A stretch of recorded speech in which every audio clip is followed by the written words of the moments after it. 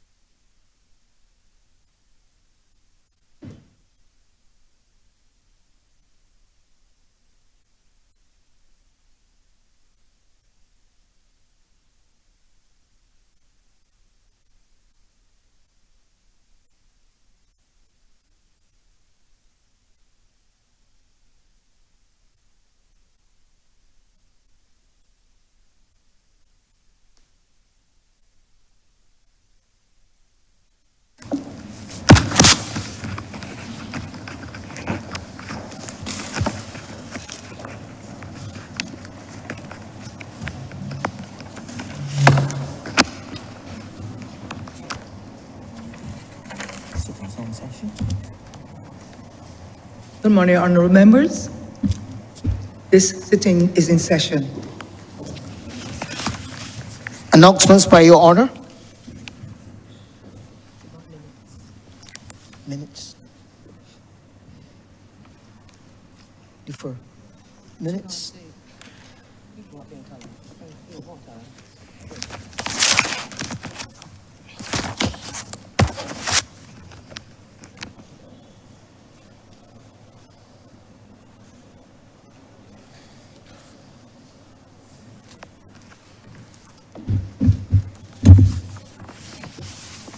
Honourable members, the minutes of the meeting held on Tuesday, June the 3rd, 2025, to be deferred.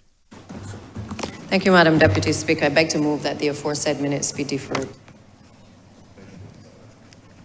The question is that these minutes be stand deferred.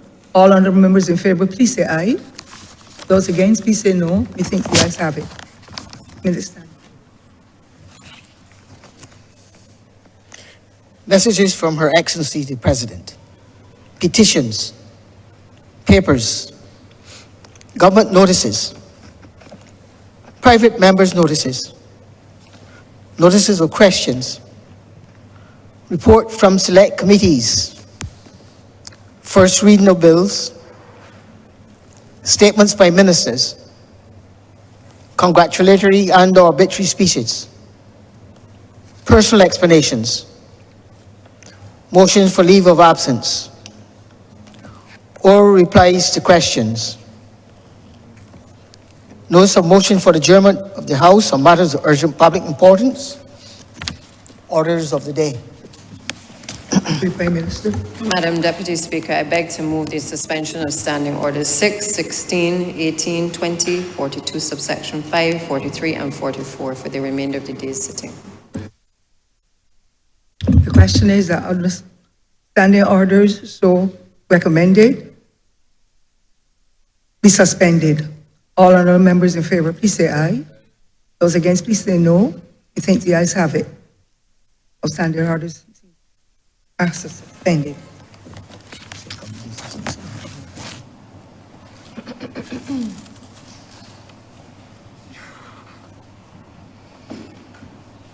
Government's business is the instant order of the day. Madam Deputy Speaker, order number 9, in the name of the Honourable Minister of Housing and Lands, to move the passing of a resolution to approve in accordance with Section 5 of the Crown Lands Vesting and Disposal Act, Chapter 225, the vesting in the National Housing Corporation of a parcel of land more particularly described in the schedule to the resolution, the property of the state situate at Coverley in the parish of Christchurch in this island for housing development. Our member for St. Joseph. Thank you, Madam Deputy Speaker. Madam Deputy Speaker, I beg your permission and indulgence to have order number 9 and 10 done in a cognate debate. The question is, our members in favor. The question is that order number 9 and 10 be taken as a cognate debate. All honorable members in favor, please say aye. Those against, please say no. Methinks the ayes have it. Our member for St. Charles. Thank you, Madam Deputy Chair, and good morning to the Chamber.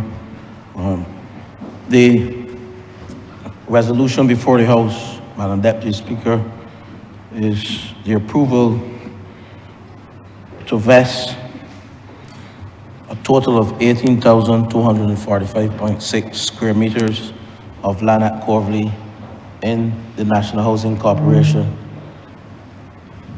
for the development of some 33 residential lots.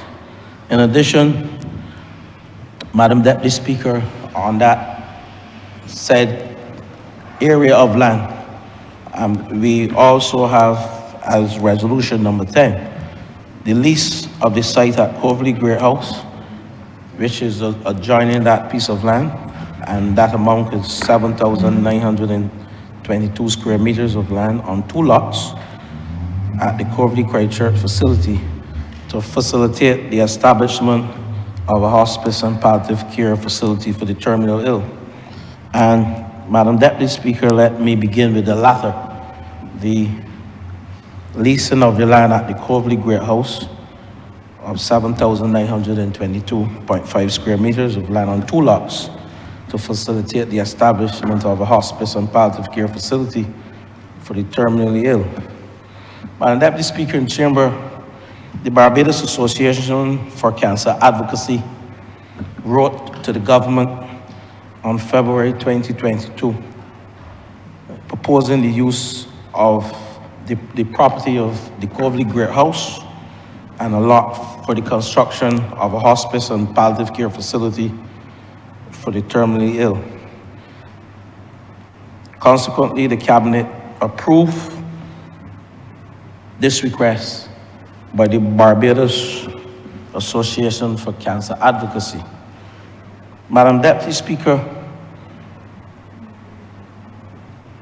while I will start with the palliative care facility and the leasing of the land to BACA, and I hereafter refer to the Barbados Association for Cancer Advocacy as BACA, it would be remiss of me not to give a brief history on the lands at Coverley. Coverley Plantation in Christchurch, Madam Deputy Speaker, first appeared back in 1938. But it is only in the year 1969 that the state acquired that estate, the holdings. The Crown has previously acquired 97 acres, 1 road, and 37 purchased by conveyance back in 1969. And I won't go into what a road and a purchase, but only to say that is one of the measurements of land utilized in the United States and the United Kingdom. We talk about square meters and we talk about acres in this country. We don't talk about purchase and roads anymore. Wood or road? Wood. He said wood. And One perch, Madam Deputy Speaker, is 1/60th of an acre, which if you use decimals is 0.00625 acres. And likewise, the road, as the AG rightfully called it, is about the same thing, 0.23 of an acre. And back then in 1969, the state acquired the 97 acres, one road, and 37 perches by conveyance, while the BADNC also acquired 11 acres.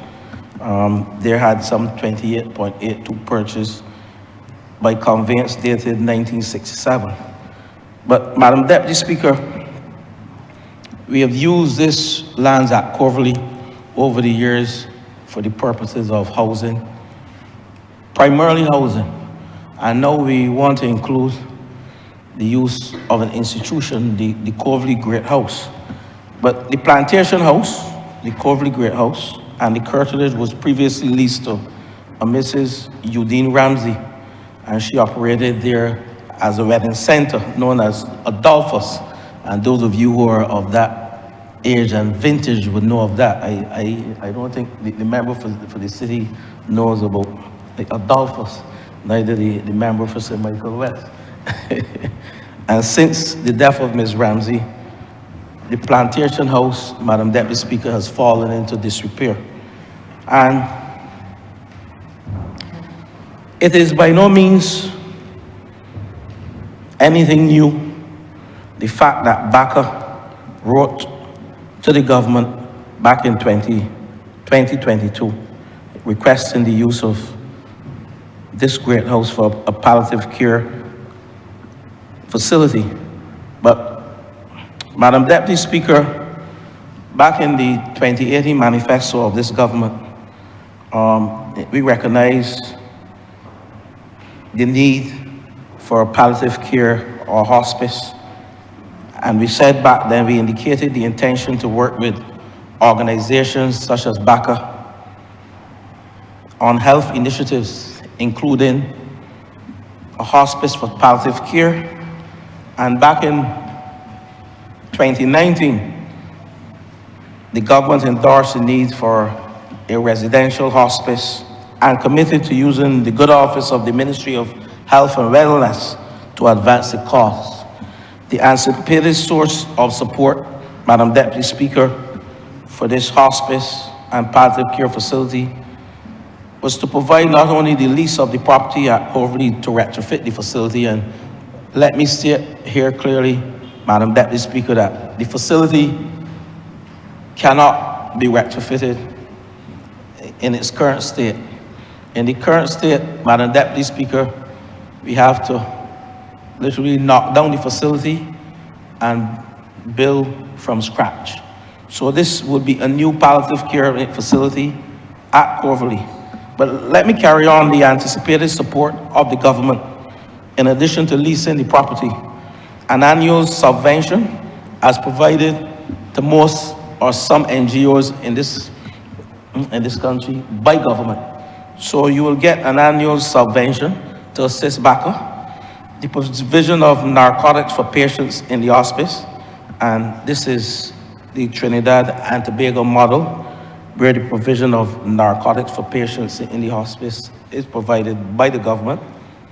Accessing pension payments from pensioners when they are admitted to the hospice, and the government will ensure that those pensions for old age persons indeed are utilized to assist with the care of the elderly, and also the provision of subsidies for care of the elderly to be paid to the hospice when patients are admitted for care, example as provided for nursing homes in this country. Madam Deputy Speaker, it is worth noting that the World Health Organization, I think back in 2002, recognized palliative care as a right. The World Health Organization recognized the need to treat palliative care as a right. And some persons, Madam Deputy Speaker, as I speak here, I don't think the average man Well, I shouldn't say that.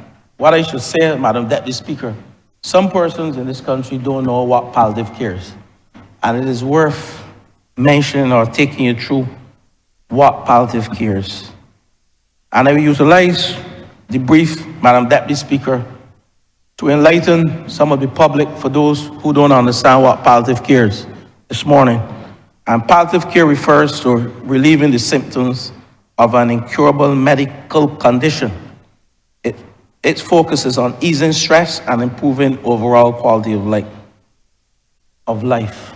Unlike hospice, Madam Deputy Speaker, which people often associate with end-of-life care, palliative care can benefit people of any age and at any stage of a serious illness. And indeed, Madam Deputy Speaker, palliative care is not only associated with cancer patients. We have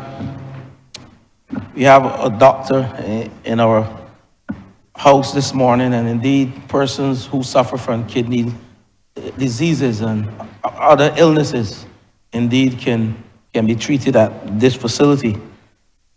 Madam Deputy Speaker, this program that will be instituted at Coverley, at this palliative care institution, is aimed to ease pain and help with other problems of illness. And those illnesses that might not be considered life-threatening. And I mentioned some kidney diseases, persons with NCDs and chronic NCDs. It also helps people live with the symptoms of long-running causes, such as HIV and AIDS. So you will have a palliative care facility that will not only treat with cancer and kidney diseases, but also treat with persons living with HIV and AIDS or with the side effects of treatments. Is palliative care end of life? No. Palliative care is available when you first learn, Madam Deputy Speaker, if you have a lifelong limiting illness, and you might be able to receive palliative care while you are still receiving other therapies, Madam Deputy Speaker, to treat the condition of palliative care. Having said that, end-of-life care is a form of palliative care you receive when you're close to the end of life. There are three types of palliative care, Madam Deputy Speaker, namely the physical aspect of it, then there's the pain and the symptom aspect, and then there's what I call the more fundamental aspect of it, which is the psychological aspect, providing the emotional support to patients, and also the spiritual aspect, knowing and acknowledging the beliefs and the values that give life meaning. So, Madam Deputy Speaker, this facility should be supported by all. There should be no political divide on this palliative care facility, because we know that sickness cuts across political parties. Persons not only from political parties, but human beings, Madam Deputy Speaker, suffer these illnesses that must be treated. And as a caring government, we recognize the need to provide the support for BACA. And indeed, when you look at the statistics on the world stage, and I will read just a few for you.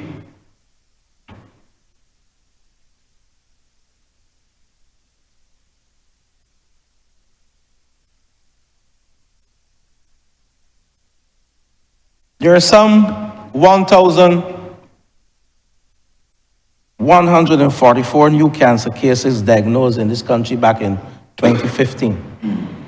And they include prostate, breast, corpus luteal, and stomach being the most common types. Cancer-related mortality, Madam Deputy Speaker, accounted for some 523 deaths back in 2015. With prostate, breast, stomach, and lung cancers accounting for most of the deaths. And Madam Deputy Speaker, it is predicted that in the year 2035, there will be some 1,657 new cancer cases, of which 858 cancer-related deaths are predicted. Madam Deputy Speaker, we can stand here this morning and approve and debate the lease of this parcel of land in Great House Tobacco. But there is a greater need to entrench palliative care within communities in this country and not just at Coverley Great House. We know several cancer prevention policies have been implemented in this country with regard to smoking. All public places are completely smoke-free. And we know tobacco products are indeed taxed at high rate of some 49%. So this government is indeed doing its effort best to ensure that we address, even if we can't cure 100%, but we create policies and implement policies that will allow the average man to understand that cancer is indeed nothing to play with. I have had to endure a family member, caring for them, visiting them, who indeed died as a result of cancer. That person was a smoker, very close to me, an uncle. And these are some of the things that I've told myself, that you will never see me with a cigarette in my mouth. And anytime you see me with a cigarette in my mouth, Madam Deputy Speaker, you will know that I have to be tanto loco and to take me to the right place for treatment. Because I believe that the need to live a healthy lifestyle is associated with what we do on a daily basis. We don't only come to Parliament, Madam Deputy Speaker, to speak on bills as it relates to legislation on infrastructure, as it relates to legislation on crime, as it relates to legislation on tourism or education. We have to lead by example as a government, as a parliament, in addressing legislation and policies that treat with health care. I can say without a shadow of a doubt, Madam Deputy Speaker, that the other members in this chamber, minister within the Ministry of Health, would have his say, and probably he would be more attuned to what is in tune to what is happening within this sector, within the Ministry of Health and Wellness. But I will report, Madam Deputy Speaker, that if you listen to the World Health Organization, back in 2002, the World Health Organization advocated for the expansion of palliative care when it urged the member countries like us, Barbados, to incorporate palliative care services into the cancer control and chronic non-communicable diseases program. And back in 2014, Madam Deputy Speaker, I think it was the prestigious Lancet Commission who advocated strongly for the global access to palliative care, declaring, Madam Deputy Speaker, and I quote from the Lancet Commission declaration, and I quote, "To alleviate all forms of pain and suffering is an ethical duty of societies and healthcare professionals." So we have an ethical duty to treating with palliative care, as declared in by the Lancet Commission, as declared by the World Health Organization, and as embraced by the Barbados Association for Cancer Advocacy. And indeed, I see some of the members of the board sitting here, and I know it is indeed welcoming for them this morning to see us stand and debate such a lease on behalf of the facility that they so dearly represent. Madam Deputy Speaker, let me go further, because there was a recommendation made by Barnott, and that is Barbados Palliative Care Needs Assessment Project Report of 2012, which was commissioned by the Ministry of Health, and the work was done by a palliative care expert, and they know who that person is. is a Dr. Natalie Graves. I shouldn't call her name, but I think it is worth calling so that it can go on record that Dr. Natalie Graves did some wonderful work, Madam Deputy Speaker, commissioned by the Ministry of Health back in 2012 under the last government. So indeed, you see that there's no political divide as it relates to palliative care. And part of the work done by her and some of the recommendations made were to expand community palliative care through the public health and NGO sectors. In addition, the establishment of a standalone palliative and hospice care facility to supplement and expand community palliative care at the tertiary level. That is what we are here debating this morning. And the report also suggested that a public-private collaboration could be considered to achieve this very worthy goal of a hospice to help terminally ill to transition with dignity.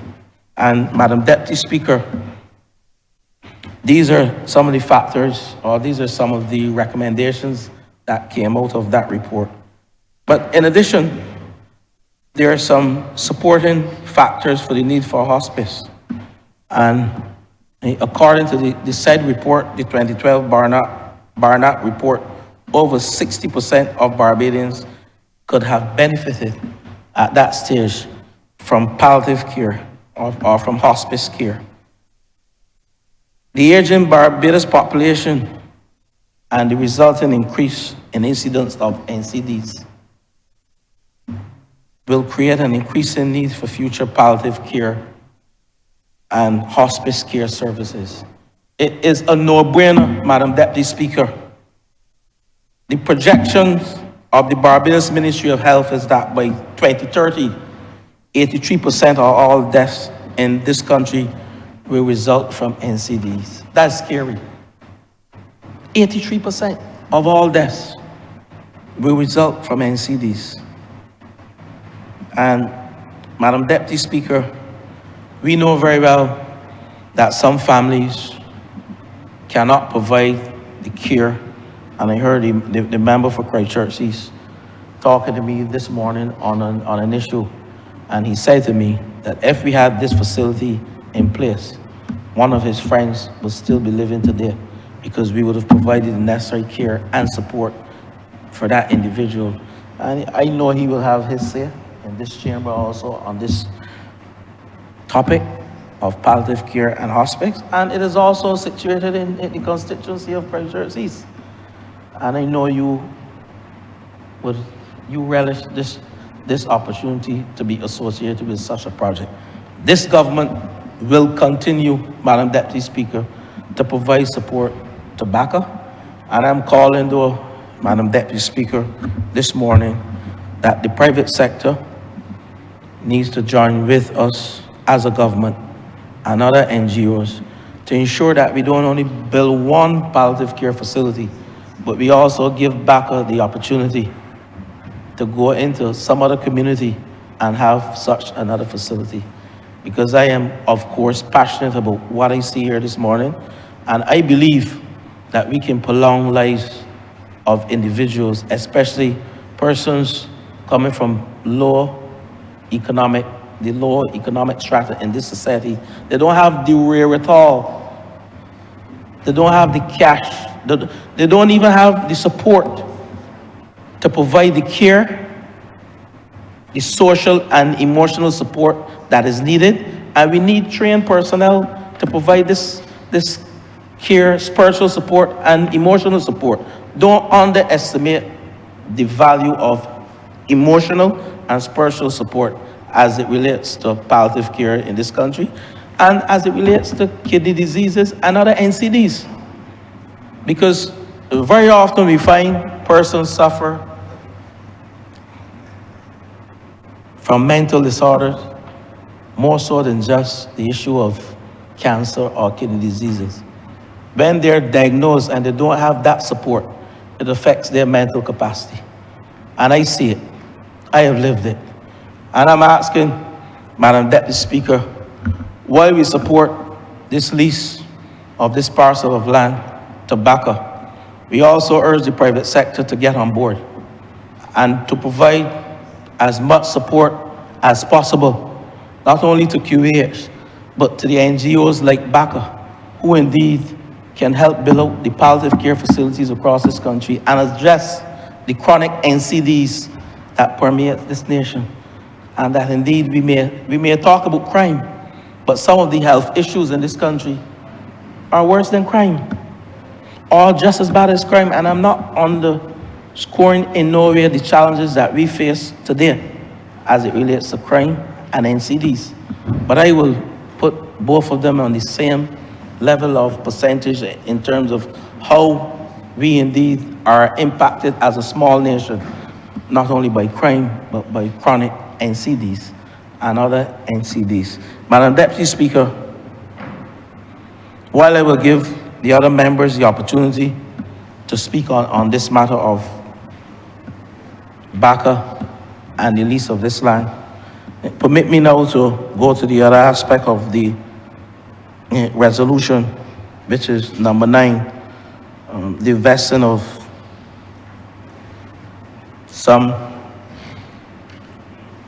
18,245.6 square meters in the National Housing Corporation to build 33 units. And Madam Deputy Speaker, we are doing this as a cognate debate because they are both on the said property of Corvley Plantation or Corvley Estate. We heard about the Great House and the use of the Great House. Madam Deputy Speaker, we continue to push the housing program in this country, and vesting of these lands, these 33 lots, the 18,245.6 square meters of land into NHC.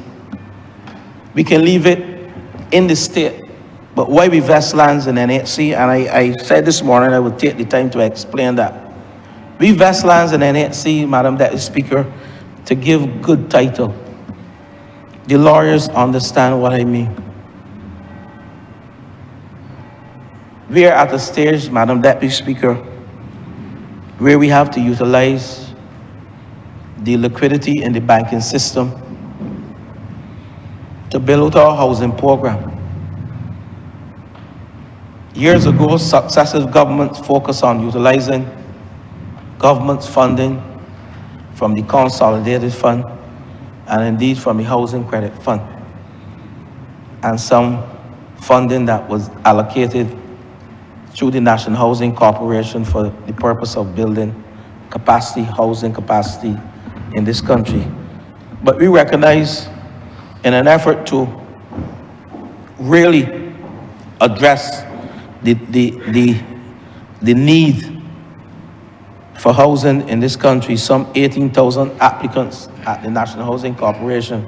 There is no way that any government can provide financing for 18,000 houses in this country.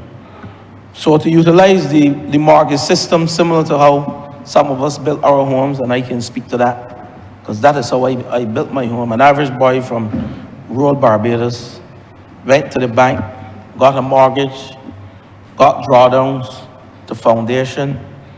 You build the foundation, the valuers came and they assessed, and they said, yes, this is the amount, and they give you funding. Then you take that funding and you go to Ring Beam, they come again, they assess, they give you some more funding. Then you go put on the roof, they come again, they assess. That's the superstructure finish. Then you go to the internals, where you put in your tiles and your kitchen and your plumbing and everything, and they give you, till 100% of that mortgage is exhausted. And that's how we build houses in the private sector. That's how the average person, low income, middle income, whatever, those from the high end in our society, and speaking to housing, that's how we build houses. So for us to access the liquidity within the banking system, that's why we are vesting these lands in the National Housing Corporation and not leaving them in the state, so that the persons who are waiting for these 33 houses at Coverly, when this land is vested, they can go to the bank and the banks can begin the process of mortgages for these 33 homeowners. Madam Deputy Speaker, why is there only 33? It would be 33 families multiplied by 2.5. So you would have close to 70 persons being housed. That's how we work out the number of individuals who will occupy a house. You don't say 33 by 1, because within a household you have 2 or 3 persons living. So we average it 2.5. So, Madam Deputy Speaker, there's no rocket science to what I have introduced here with respect to housing. We are on a mission, indeed, to house every last person. We know the role of housing in this country. Housing, it addresses some of our social issues. It addresses the crime. It addresses sanitation, poor living conditions. And of course, when you own a home, Madam Deputy Speaker, you can leave something for your children. You can leave an asset. You can leverage that asset also to educate your children, Madam Deputy Speaker. And you can leave a legacy for your children's children. A piece of the rock is what we all Barbadians need. Madam Deputy Speaker, I'm not going to prolong the speech, but this resolution is pretty simple. But for me, the palliative care facility this morning, let me thank those members who journey here, and indeed we will have some other members speaking on it. It is something that is dear to this government.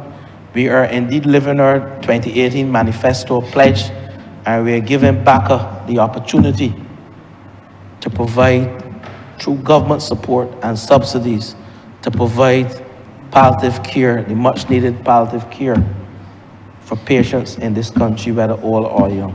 Madam Deputy Speaker, with those words, I beg that this resolution now pass. Beg second.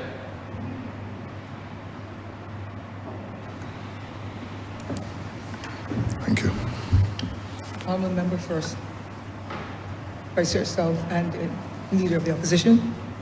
Thank you, Your Honor.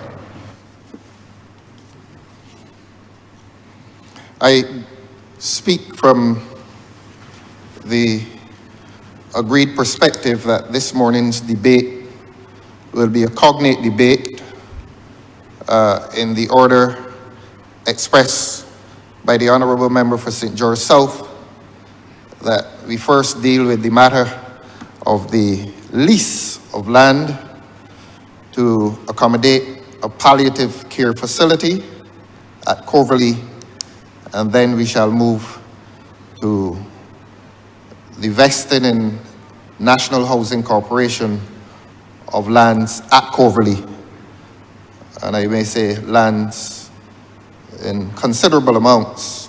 18,000 square meters is quite a lot of land.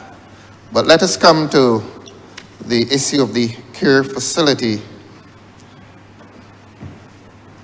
And the public must not ever believe that when a parliament brings these things to this forum, that any favor is being done to the public.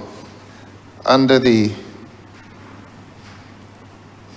Crown Lands Vesting and Disposal Act, the parliament is mandated to bring these matters here, and indeed it says Section 5, the original Section 5 would have said that sale or leasing must not be done unless with the approval of Parliament. And Parliament, as you know, Your Honour, as we do now, is a public place. It concerns itself with public debate, and that public debate constitutes public disclosure, so that the government is mandated by statute to publicly disclose. Not only does the Parliament enjoy the sovereign power to do these things, but allied with that sovereign power is the duty to publicly disclose these matters.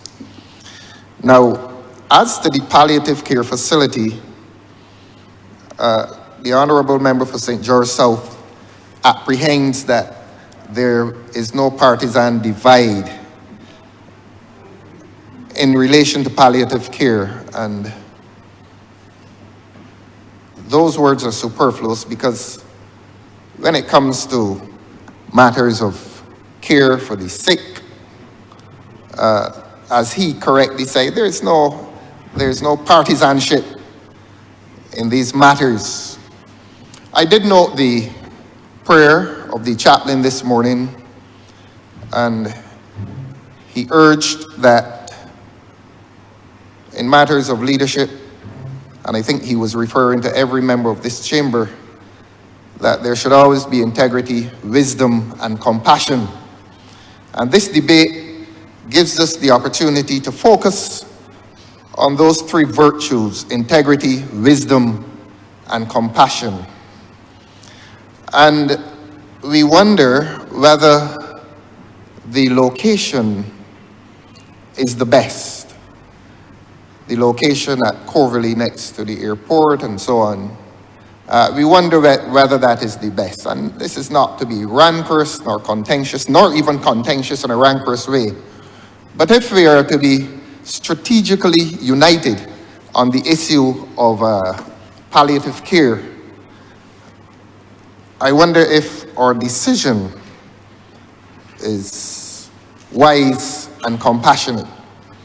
One does not wish the BACA to feel that they have been boxed into a corner in having to identify these particular lands, when possibly there could have been lands better located. And I will identify those lands that are possibly better located. To pause again and say that while we are strategically united on this matter, maybe, just maybe, we are tactically divided. And this country will continue to lament the loss of what I will call the Gemmett's Lane lands, all 5 acres of those lands. In the aftermath of the disposal of those lands, and I want to be more precise, I think my language needs to be more precise, and to say the alienation, that is how lawyers express the parting with lands, the alienation of those lands, that states it in a more precise way, that the country is now aware that this government has alienated a large portion of land at Gemmett's Lane, which ought to have been within that burgeoning area, within close proximity to the Queen Elizabeth Hospital. And one does not focus on those lands to be opportunistic in argument. I use the word burgeoning, and perhaps one will pause and consider that after the construction of the Queen Elizabeth Hospital, that facility expanded itself. Its ancillary offices, it used to be the Lady Mead residences and the Enmore residences, and then that became, I think, in recent times, the ambulance facility. But in more modern times, there was the Winston Scott Polyclinic, and then the laboratory that was built some 10 years ago, I think. So that to focus on Gemmett's Lane as a possible location for that burgeoning medical facility, it is not opportunistic at all, except that this government must now take and accept the blame for having alienated those lands for purposes other than medical. And I want to say, after the fact, admittedly, that I am wondering if a facility such as the one that is now being leased to this noble and compassionate group could not have been better situated within that burgeoning facility with the Queen Elizabeth Hospital at its center.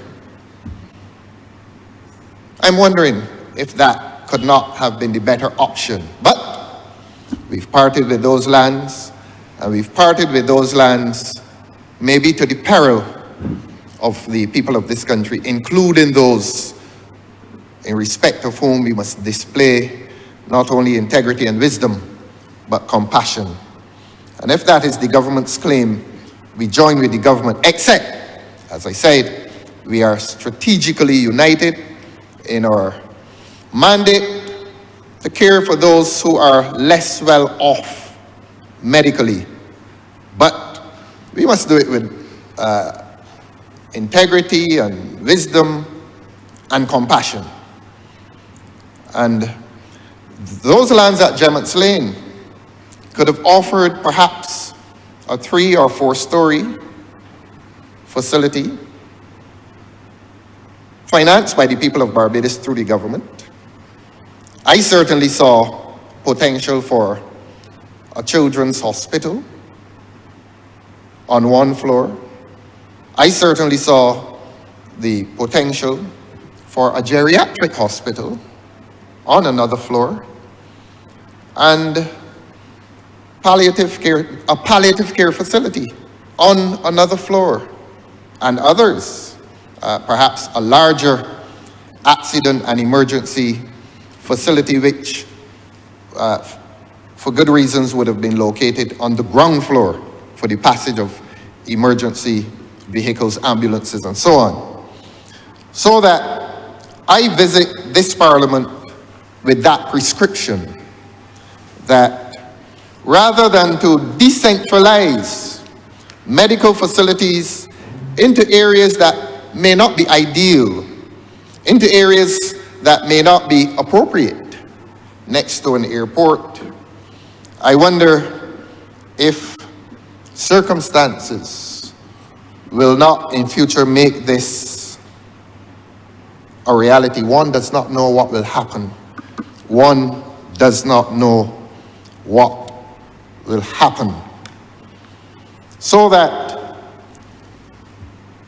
I do not quarrel with the government for leasing these lands. That is to be supported. One does not quarrel with the government for embracing this organization. That is to be supported. And as I've said, we become strategically united, but tactically divided. One wonders about the dimensions of the facility. Is there going to be an expansion? Who will assist with that expansion? Will it be government? Obviously, there will be need for renovation. Will this association be left to its own financial devices, or will the government assist the association? Illness is public business, and everyone who is ill becomes a part of public business if we will ever claim that we are compassionate, as the chaplain prayed for this morning. So that is our position in relation to the palliative care facility. We regret that it could not have been better located, and we regret that it could not have been more generously accommodated. While the lease is noble, I think the lease is also lacking in generosity, and one is entitled to make that criticism.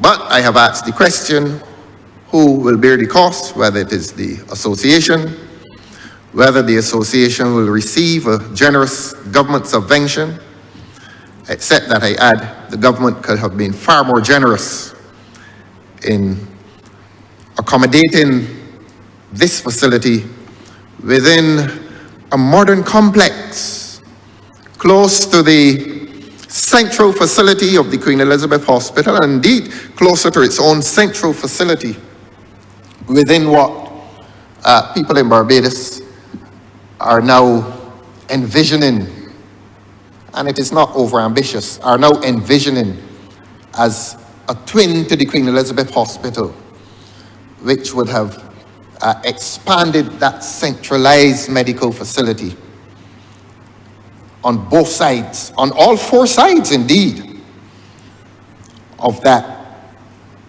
intersection, that roundabout intersection located to the, I think that would be the southeast of the Queen Elizabeth Hospital. We've lost it. This country has lost it. This country has lost Gemmett's Lane. This country may have lost Gemmett's Lane, but Gemmett's Lane was taken away from us by the government. And I cannot be timid or shy about saying that. It is the truth. And it is a regretful truth today. While I speak, it remains a matter of some considerable national regret.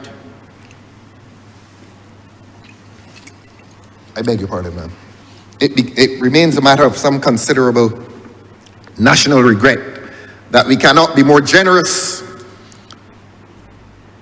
in the face of this nobility that springs from this association of persons who have committed themselves with admirable compassion to the care of those who may be in their last days, so that we support in principle the care and the continuing care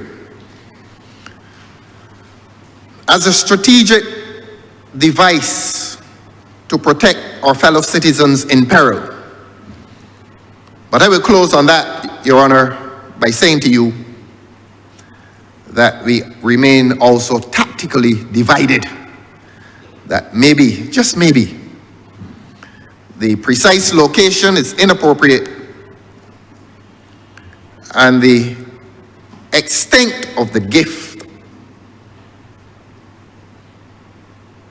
is lacking in generosity. Well, it is not a gift, it is a lease. And in law, we know that there's a difference between a gift and a lease. I would want to give government the credit and assume that the lease will be peppercorn, as we say in law, that it will be so small only as to define itself as a lease, but it will almost be a gift. And that is how the law operates. The law makes a distinction between a gift and a lease. And where the donor intends to be generous, he sets the consideration, that is to say the price for that lease, at such a small figure that it feels almost like a gift. Well, the country may now, on that point, be concerned again that while the arrangement with the association is a lease,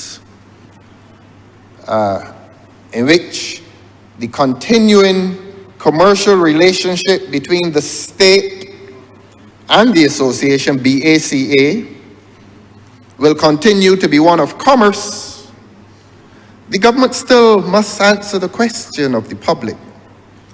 If you're giving the association a lease, or rather, if you're entering into an arrangement with the association that is commercial, that is a lease, why not? Why did you not, as a government, consider a similar arrangement with the entity that plants itself now with a large groundbreaking and opening ceremony as the beneficiary of a gift, not a lease, a gift? And these are questions, I know the government hates criticism, but sometimes you have to face it. And you have to face a public that will now ask, why does this noble body sit in the position of a lessee? That's a legal term, a lessee, the beneficiary of a commercial arrangement called a lease. And another organization, which presumably sits on millions of dollars, US dollars, and dollars of all currencies, why would they be the beneficiary of a gift? There maybe is something rotten in the state of Denmark. We remain strategically united, but tactically divided. We support the compassionate continuing care of those of our citizens, all worthy. Does not matter what is their station in life. Death visits all of us, and we must continue to treat the onset of death with the compassion of which our chaplain spoke this morning in his prayer. That is a continuing concern of this opposition, that the government continues to allocate its resources without rational dispensation. There is something irrational in the allocation of these public resources, and there is no public resource that exceeds the value of land. We are only 166 square miles, I believe. And anytime the state is taking its lands and distributing according to the powers given to it by Chapter 225 of the laws of Barbados, in this small space, we must remain rational. A government must remain rational. A parliament must remain rational, even when the parliament intends to be compassionate. Yes, we are all compassionate, but are we rational? I criticize the government today, not for a lack of compassion, but for a lack of rational conduct in relation to the allocation of the precious resource called land that is disappearing from private ownership. Thank God that BACA will have access to that precious resource, albeit by a commercial lease, when other entities far more powerful are granted by way of gift. Something is wrong. Something remains rotten in the state of Denmark. Please permit me, Your Honor, to express that opinion to which I'm entitled. It is a cognate debate, and I will not expend a lot of your time today, ma'am. As the Honourable Member for St. George South sequentially dealt with the debate, I will now come and take his lead and move on to housing. Now, it is cognate, but it does not mean that one may not compare. The palliative care facility is granted by way of lease. The National Housing Corporation receives a vesting. There's no sin there. If one is to be consistent, I've always argued in here that housing, the National Housing Corporation, has been the custodian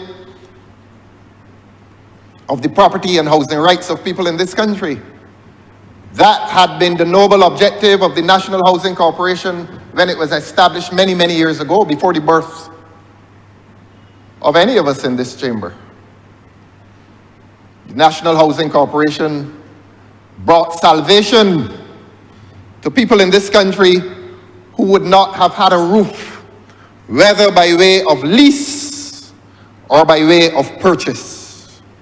And I hope it is my sincere hope that the National Housing Corporation will never be consigned to palliative care. That this National Housing Corporation will never be suffocated by any policy of the government. And that was a concern I expressed when the other project emerged. When the other project emerged, and that other project was given lands adjacent to lands given to the National Housing Corporation. You're aware, ma'am, that I speak of hope. And I said then, and I continue to say it because I'm consistent. The chaplain this morning called for integrity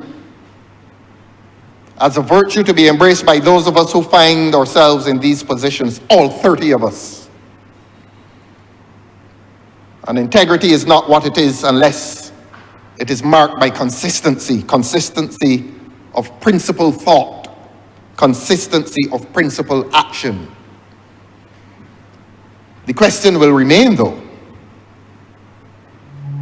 why had it been a vesting of lands, a part to Hope and a part to National Housing Corporation? I felt then, and I still do now, that any vesting of lands in this country made to any entity for the purpose of public housing or for the public purpose of housing Barbadians must be given to the National Housing Corporation and not to any other corporation, whether it is Hope or Despair.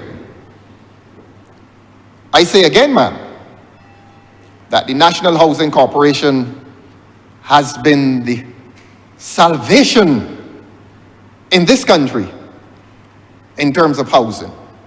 It has been a noble project, and it has been a project that was brought to suffocation by events of the last few years. I will not abandon that position. I will not abandon that position. You would expect me, Your Honor, to call the names of the several conurbations across this country that were identified by a progressive government and constructed by a very efficient National Housing Corporation. You expect that sentimentally I would begin with Grisettes and speak of Pinelands and Christchurch West Central would speak of Gall Hill and Silver Hill. And St. Michael Northwest will speak of Deacons.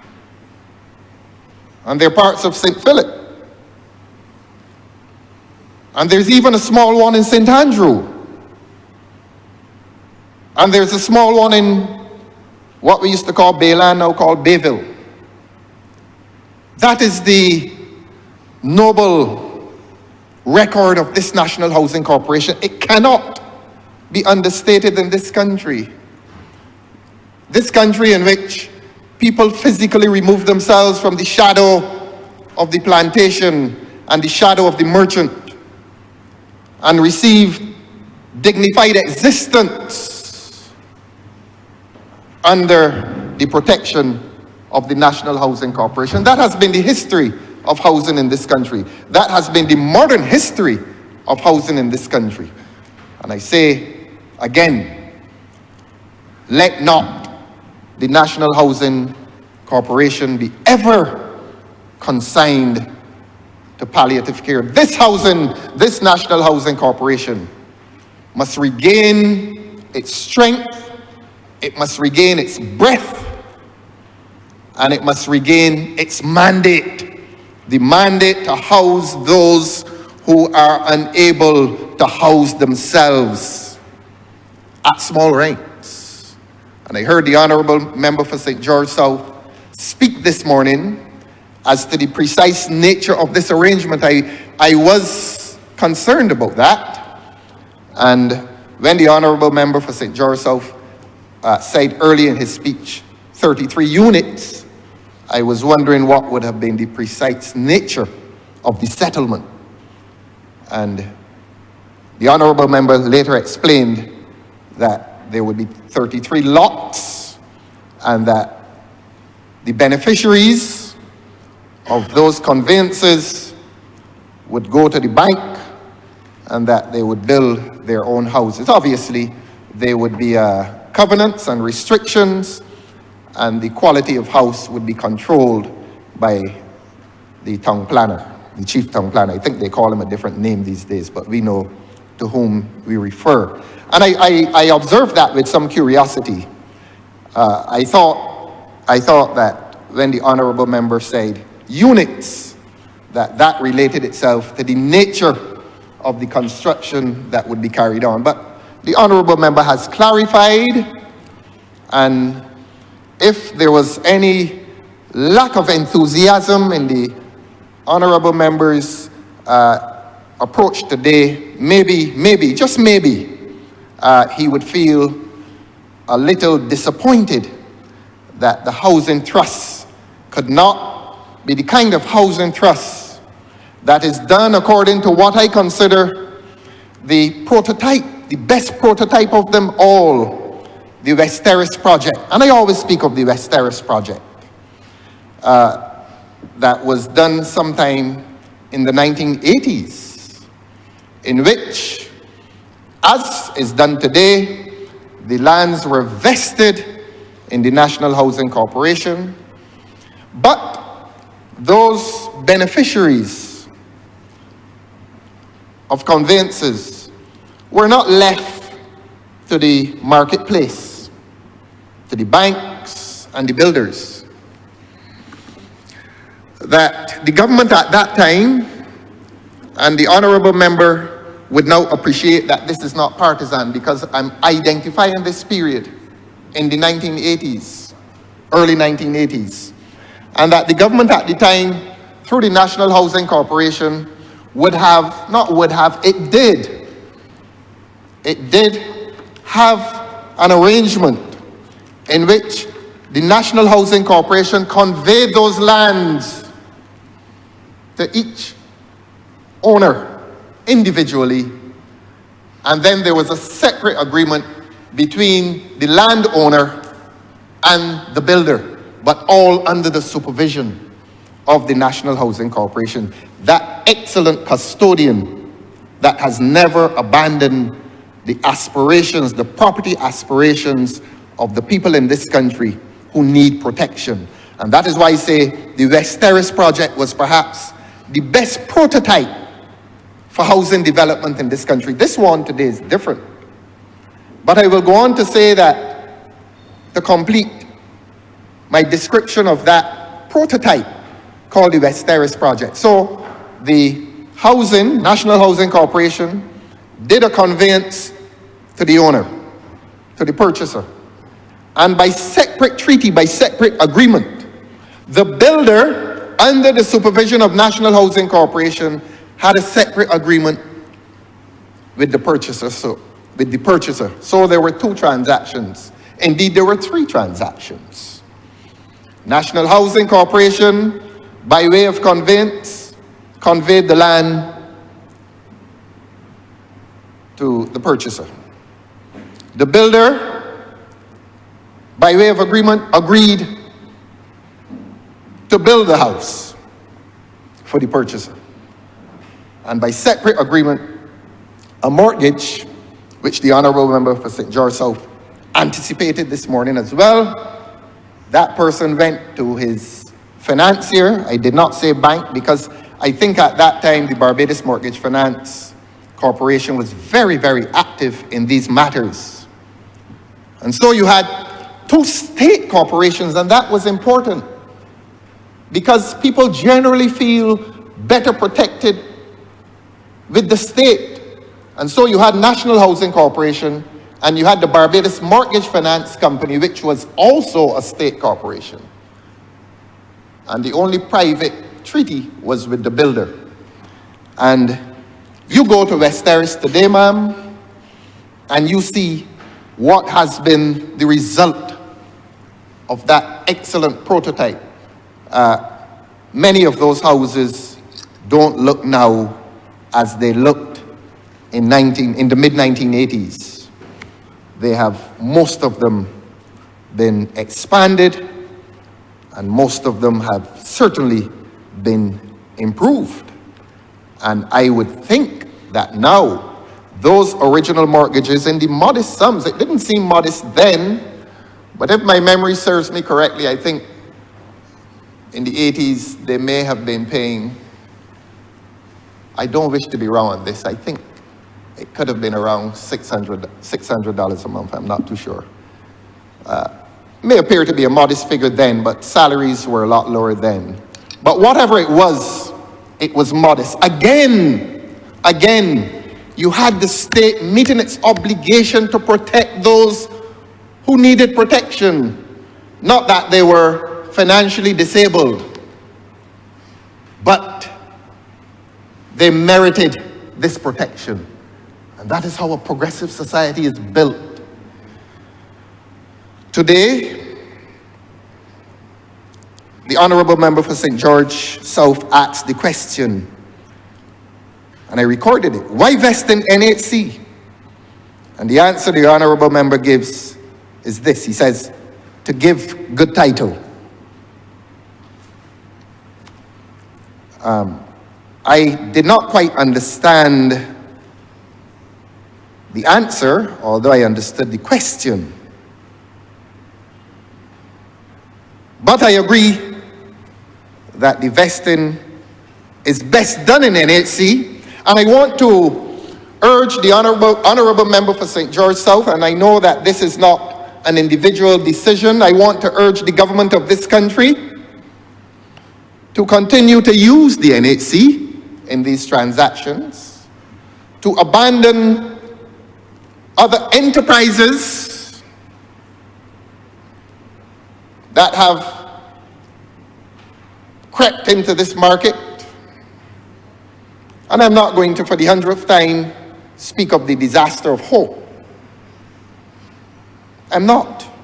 Everybody in this country knows about that by now. So let us not burden nor bore the country with that sordid tale again. But let us ask this government to abide by the chaplain's prayer this morning and to, in matters of public leadership, embrace the virtues of integrity, wisdom, and compassion. There's a place for this National Housing Corporation. I expressed the view last year that it was apparently to be suffocated by this government. That is a criticism that I make without apology. I make that criticism without apology. I am pleased that the government is once again turning to this custodian of the people's interests, this National Housing Corporation. But today I ask the question, has government withdrawn from the construction sector? Government used to be involved indirectly, as I said, in the prototype of West Terrace. In this one, I get a sense that government is not directly and certainly not indirectly involved. I listened to the Honourable Member very carefully, and it seems that when these 33 conveyances are done, the government also, in terms of its activity in relation to Coverley, is done. And if the words of the Honourable Member for St. George South are to mean anything, they can go to their banks, they can go to their finance institutions and ensure that they can attract the wherewithal to construct every one of those 33 units. I regret that we could not have had a continuation of the West Terrace prototype, because if we had continued the West Terrace prototype, not only would we have been enfranchising the citizens of this country, whose incomes are modest, whose lifestyles are modest, but who are entitled to ambition. Not only would the government have been enfranchising those persons, but the government would have been guaranteeing activity for the small builders. I hate to use the term small builders, but we know who we mean. Those builders who depend on the vagaries of the market. They will tell you when they get the award of a contract for a house, their priority is to look for another house. That is how the small businesses operate. They'll tell you that. And it isn't to say that they become less concerned with building A's house, but life being what it is for them, while A's house is under construction, they seem to give equal priority to finding a house to be built for B. Perhaps the government, perhaps, just perhaps, the government may not want to appear to be abandoning that sector of builders. This government perhaps could have considered a continued arrangement in which it gives protection not only to purchasers, but it gives some protection also to builders. And I go back to the West Terrace prototype, that when West Terrace was being built, pardon me if my numbers are not accurate, ma'am, but there may have been about 4 or 5 different companies. I could call the names, but I won't. I don't wish to be invidious. There were about 4 or 5 companies, maybe more, I don't know, who were engaged in the construction of those houses. On this occasion, I don't get a sense, having listened to the Honourable Member for St. George South, I don't get the impression that this is an arrangement which will continue. All the Honourable Member said is that they'll go to their banks and they can make their arrangements. Let me quote, the 33 owners can go to the bank for their mortgages. And it was that terse statement that spoke, I beg your pardon, to government's activity in relation to these lands, so that today's arrangement is a rather blunt arrangement. We vest the lands as a parliament in the NHC. The NHC, obviously, through a vigilant government, and that word vigilant, you may be thinking that that's a euphemism. If you think so, you're right, man. That a vigilant government will know who will be those lucky persons, who will be that lucky 33. But governments are known to be vigilant. And this is not a government that is lacking in vigilance. You are continuing, ma'am. I can read you to accuse me of a euphemism. And if you do, you are correct. And so, again, 33 houses at Coverley on lands that were formerly agricultural. That is interesting. And you know, the government, and I can feel the government advancing to the edge of its chair to accuse the agriculturalists in Barbados of not wanting people to get houses. I can feel the government edging close to the front of its chair to respond to the agriculturalists. And mine must be a voice in defense of the interests, not only of those who require housing, but mine must be a voice in defense of those who believe that there is a rational treatment of the issue of housing and agriculture. That will continue to be a question that this government has to answer. And the government will have to answer the question not with the counter-accusation that the agriculturalists are against people getting houses, but they will have to confront the issue that there are too many plots of precious agricultural land in this country that are being consigned not to housing, but the agriculturalists will say it differently, that are consigned to cement. And when land becomes cement, the dirt is lost forever. And the allied issue is this, that if we claim as a country that we are spending too much foreign exchange, even on our food, if we claim to be a country that is concerned about our food security, we must balance these interests. We must balance the interests of the agriculturalists against the interests of those who build cement. We must. So that it does not sit well to make the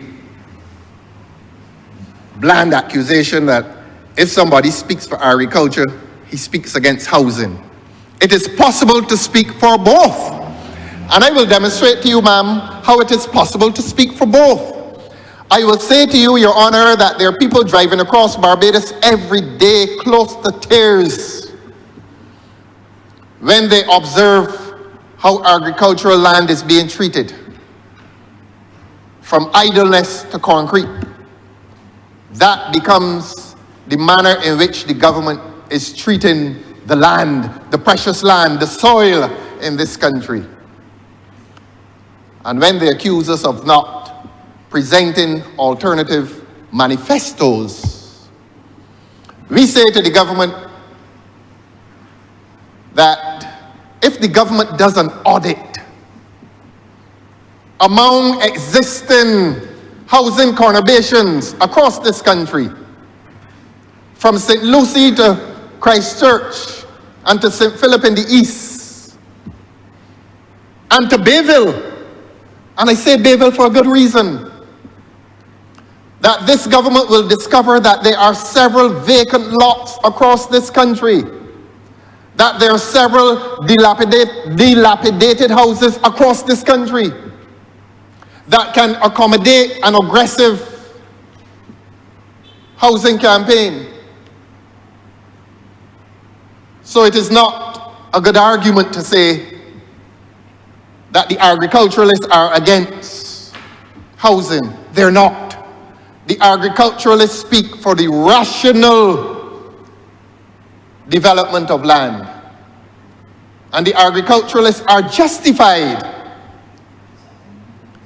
in holding opposition against a trust that represents an incursion against their interests, and not only their commercial interests, but against food security in this country. I address a parliament in which the Honourable member for St. Philip South is in his seat. And he will hear me say repeatedly that agriculture in this country is in a perilous state.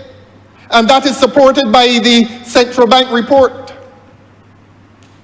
That the percentage contribution of agriculture to the gross domestic product is in crisis, or it reflects a crisis. 3% is not good enough. It is not good enough. And this is happening while cement continues to be poured on our fertile fields in this country. This is a point that needs to be made, and it is no point answering that accusation with the emotive charge that the agriculturalists are against housing. They are not. Because they too want housing. But we've asked this government, in spite of the accusation that is made abroad, I haven't heard it in here yet, but misguided accusations that are made abroad. And when I say abroad, I mean outside of this place, across Barbados, social media and so on, and in the mainstream media. that we do not present alternative manifestos for housing in this country, the alternative manifesto urges this government to look at the established housing locations in this country, the vast conurbations of housing, and to find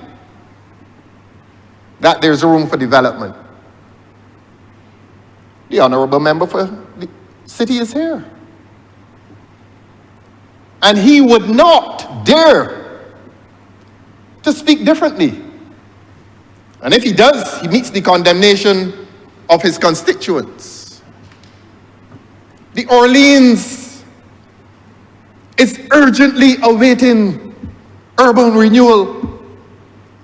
And there are other parts of Bridgetown and stretching to Greater Bridgetown. I refer to Bayville.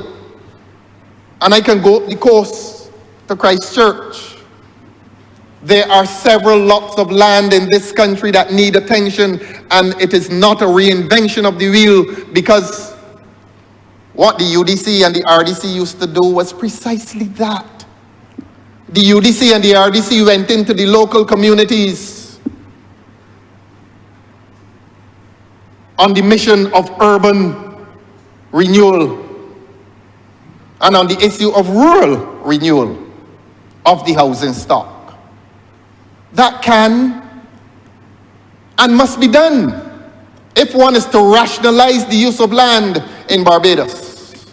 As I said earlier, from St. Lucie to Bridgetown to St. Philip in the east along the corridor of Christchurch, and inland, even St. Thomas, ma'am. Your voice is silent today except in the office of presidency of this chamber. But you would be disappointed if I did not bring the issue to bear on the central portions of Barbados. St. Thomas. And how ironic, St. George.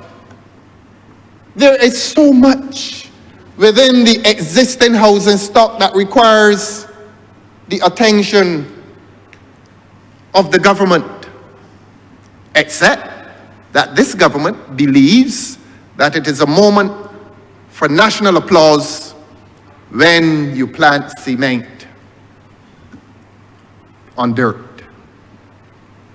At the expense of this country. At the expense of this country's food security. Let us, ma'am, rebuild our neighborhoods. Let us renew our neighborhoods. Let us rebuild and renew our neighborhoods that have fallen victim to crime. There are a lot of people in this country, good people, and their only burden is the stigma of their address. This government can make those addresses prestigious again. This government can make those addresses prestigious again.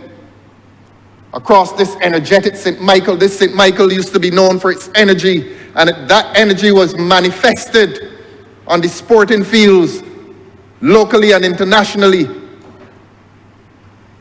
Almost every Barbados cricket team and football team drew their membership from this energetic place called St. Michael, and that is not any prejudice against the rural portions of the country, because Sir Conrad Hunt came out of St. Andrew.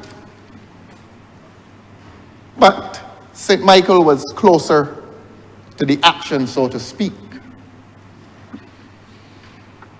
Last week, and this is not to digress, ma'am, we lost one of our good young athletes to crime.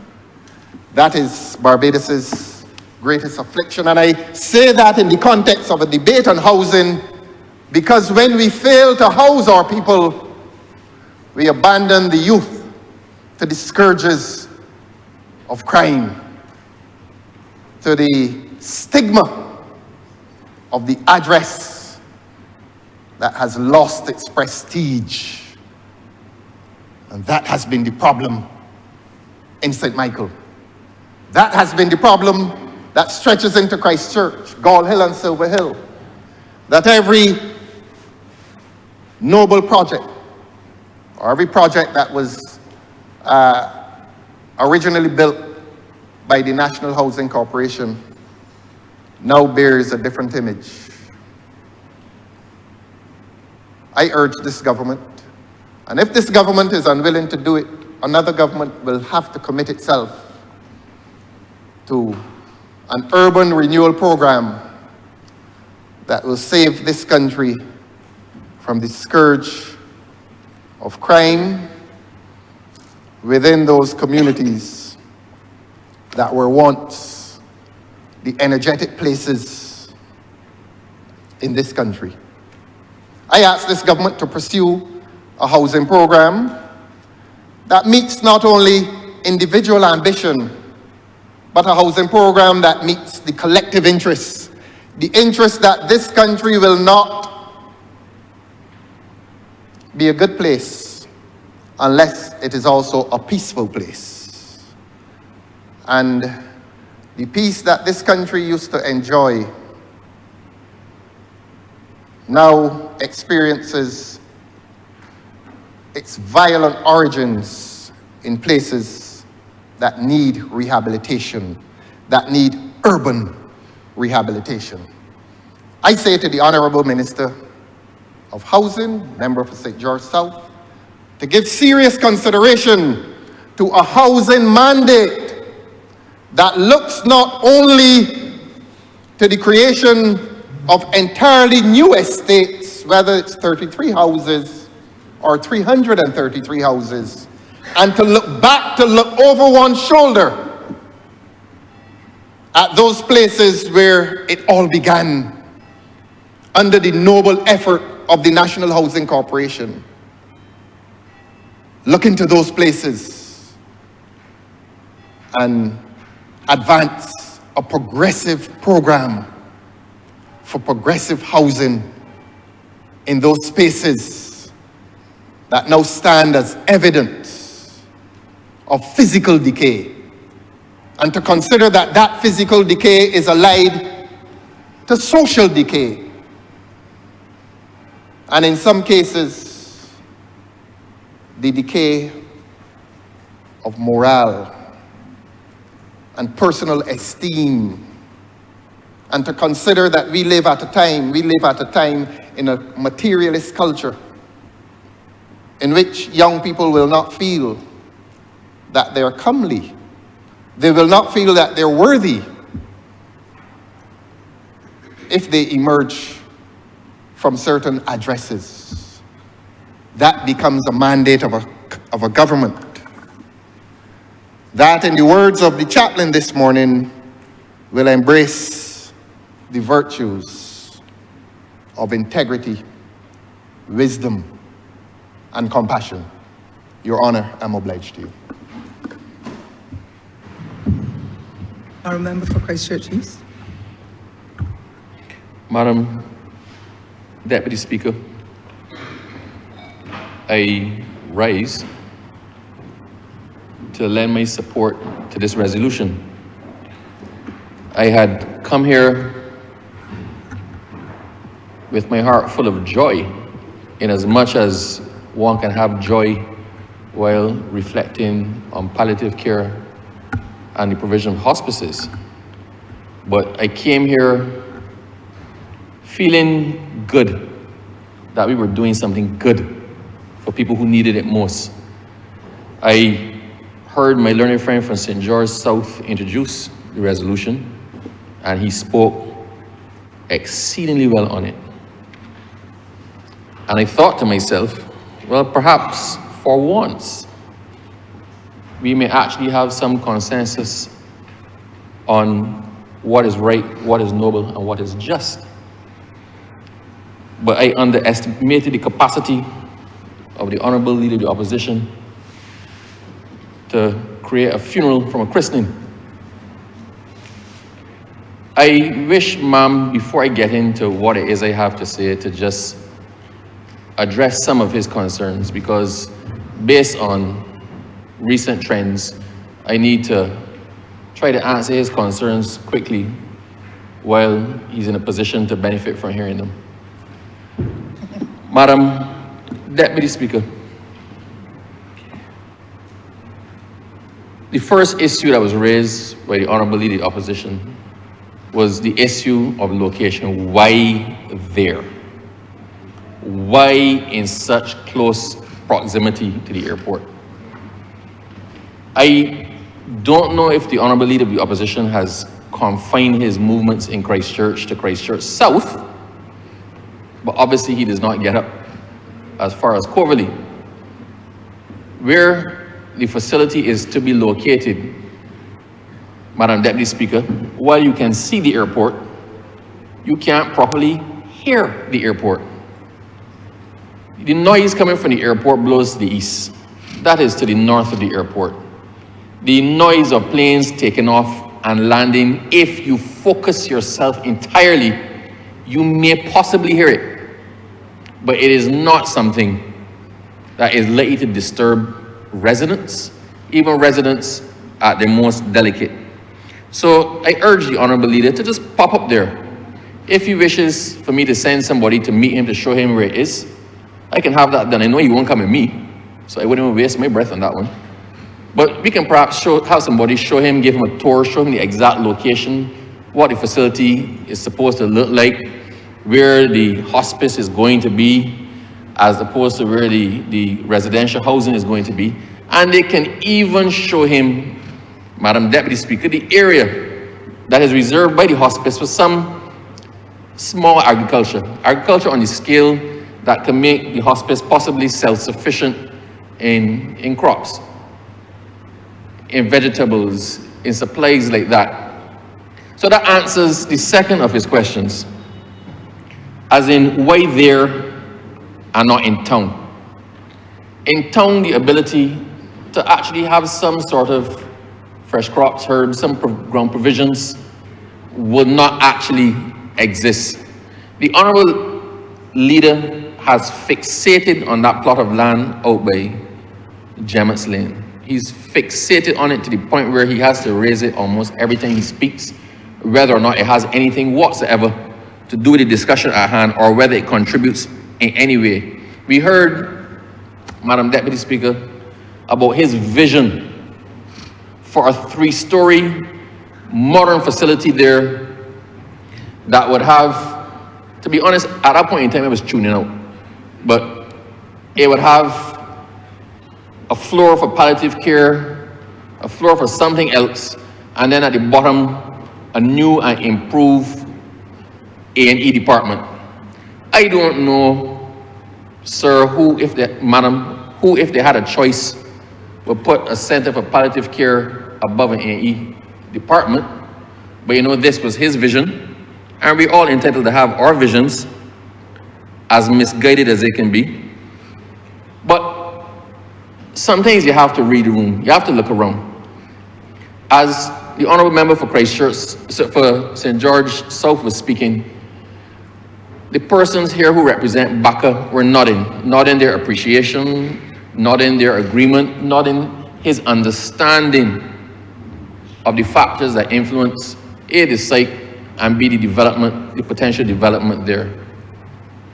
And I wish to acknowledge them, because it is important that those who are affected and those who have a vested interest be here to hear the debate, to hear what is being said, to lend their support, to understand the parameters within which government operates and what is being done in their name and in their interests. And I wish that at some point in time, the Honourable Leader of the Opposition had perhaps cast his eyes to the left to look at the persons who are interested in this facility, to look at the persons on whose behalf we're moving this resolution today, and understand that they were lost when he was speaking.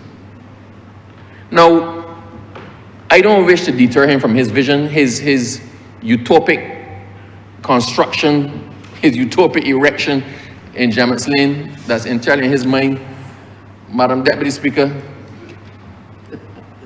if we move the hospice facility from there, then he now has another floor to find something else to put in it. He could probably put a licensing authority or something, maybe a psychiatric ward, something else that, you know, that might pique and strike an interest.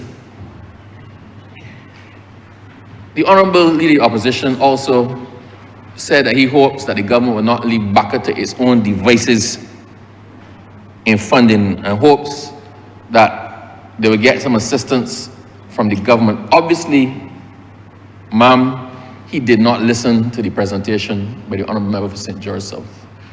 The Honourable Member for St. George South said the intention was to lease them the land, but the funding will be dependent on donors, dependent on the private sector. The government will play its part via subventions to fund the building and to fund the operation of the center. Now, the Honourable Leader came right after the Honourable Member for St. George South. So I cannot believe that he did not hear what was said. Maybe he wasn't listening. At which point that points to the danger of trying to debate something while actually not listening to the person who spoke, because you're not debating, you're not responding. You came with an agenda and determined, come hell or high water, to subject us to your vitriol. And ma'am, unfortunately I'm saying your because I have to address through you, but I don't mean your vitriol, obviously, ma'am. To subject us to vitriol and ramblings as opposed to touching on the goodness of this resolution. The Honourable Member also said that in his vision, the hospice would be located in an ultra-modern complex. His 3-story, 4-story erection. The hospice will be located within the ultra-modern complex. Madam Deputy Speaker, the hospice is being purpose-built. It is being purpose-built. The land is going to be given, the facility is going to be given. What is there is going to be demolished, and the hospice will get the chance to construct its facility according to the best practices, the best designs, to make it suit for their purpose with their direct intervention. That is the perfect place, madam, for the hospice. Now, we were given a tutorial on leasehold versus freehold and peppercorn rents and whatnot. I wish from the bottom of my heart just to educate the Honourable Leader of Opposition. The intention is to rent this facility to the Baka at the cost of $1,000 a year. $1,000 a year. That is as peppercorn can be. I'm not versed in accounting, but $1,000 per year, that's 1,000 divided by 12, that is under $90 a month. It doesn't get more peppercorn than that. So yes, the government is doing its part. We have to charge something to make the transaction legitimately a lease. At $90 a month, you can't even rent a room in the same Martindale's Road for $90 a month. Now, I sometimes feel sorry for him, because his nature appears to be such that he cannot even contemplate a win-win situation. The thought, Madam Deputy Speaker, that parties can actually agree on what is best, agree on the arrangement, agree on the construction, agree on the concept, and both sides be happy, is beyond the contemplation of the leader of the opposition. Maybe that's why he's there and not here. I had the opportunity, Madam Deputy, to meet with the representatives of Baka because this is my constituency. The constructions of my constituency, the benefits are going to be my constituency. I wanted to know what it was all about. I wanted to understand the concept. I wanted to be able, when I came here, to speak and represent the interests of all, not with any hope of favor right? But to give everybody an understanding and a fair hearing. Now, I had a most difficult conversation this weekend. It's my father. My father wanted to see me. I went to visit him.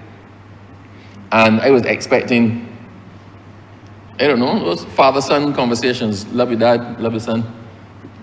That sort of thing. My father wanted to discuss undertakers. He did not want to leave anything to the future. Not that he, to either of our knowledge, he's in imminent danger of dying, but because he thought it was time that we actually had the uncomfortable conversation. That it makes no sense to dodge the inevitable. That it is best that we put our cards on the table and understand what everybody is about. So we sat down and we had that conversation about funeral homes, about undertakers, about arrangements in the event that anybody passes in our family. And I say that to couch the fact that sometimes we have to accept what is inevitable and make the preparations for it. Madam Deputy, what's the difference between a hospice and palliative care?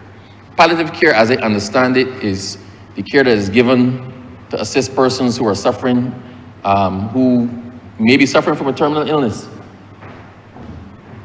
Hospice care is a part of palliative care, but it is that care that you give to someone who is terminal, where death is pretty much inevitable. I think you're looking at a target of about 6 months. When the person is expected, all things being equal, to pass within 6 months, I think that is hospice care. The question was raised as to why is the facility initially so small? Because a lot of people go to the hospital and they're unable to be admitted because there's no capacity. Why are we aiming at such a small number of persons who might be residents of the facility? And I raise this in our discussion, which is why it's important to have these discussions. And the intention is that this facility really caters for those who are very close to end of life, where death is imminent and immediately foreseeable. That those persons don't have to suffer at home. That the families don't have to be distressed by the fact that they're unable to care for their loved ones in the way that they actually want to. So you are going to naturally get a high turnover because your time in this facility is expected to be short. Chances are, if the model works, we may have others. There may be further development. But for now, we're starting with a small facility. Ma'am, it's interesting how life works. I had this meeting, I think maybe about 3 weeks ago, with Baka. And since I've had that meeting, I've had somebody that I know very well suffer and die at home. And I was talking through the process. I was trying to be supportive of the family, and I was getting a day by day, maybe twice a day updates as to what was going on, that Granny's eyes were turning yellow, that Granny had stopped eating, that these things, and Granny was in pain. And I'm thinking to myself, this is what would have assisted that person. They did not have to be suffering at home with the family feeling powerless to help them. Somebody called me on Saturday, just past Saturday. Their mother had taken a turn for the worse. The mother was at A&E at the hospital. She is terminal. The doctor said there's nothing more we can do for her. You need to take her home. And I know this lady. She's one of my constituents. A dear old, she is like this salt of the earth, a good woman. And her daughter was crying to me on the phone saying, please, can you get the hospital to take her in? Because we just cannot manage. anymore. We just cannot manage. And the hospital did not have the room. It didn't have the room. So she went home. Now, is it fair for us to put persons in this situation? When you are taking home somebody who's terminally ill, who's suffering from cancer, and that person is in pain, the doctor may prescribe a drug, morphine or something, a narcotic. And you have to administer that as indicated by the doctor. You are not a trained person. You don't know if mommy is crying and crying, if to give her a little bit more. You always wonder, did I do the best for them in their last moments? A facility such as this takes that pressure off of the family and allows the person to be surrounded by caregivers who can provide the exact support that is needed. People can be comfortable that mommy, my mother, my father, my aunt, my sister, my child has gotten the best care possible to ease their transition from this life into the next. It exists, palliative care exists in some form or fashion in Barbados. It's very expensive. It's very expensive. A lot of people can't afford it. I think the model here is that those who can afford will pay. Insurance would cover some. You can sign over the pension, at which point this brings me to another. I'm sorry that I could not speak and allow the most senior legal mind in here to benefit from what I'm about to say, but maybe he will say on the news. We have in Barbados a facility under the Mental Health Act, receivership under the Mental Health Act, where, quite frankly, people think, get a power of attorney. My mother is getting ill, get a power of attorney, and we can use her bank account to deal with her and whatever. But what people don't realize is that from the time you're unable to revoke a power of attorney, that power of attorney is supposed to die. The efficacy of that power of attorney is supposed to only be valid insofar as the person who gives it is capable of revoking it.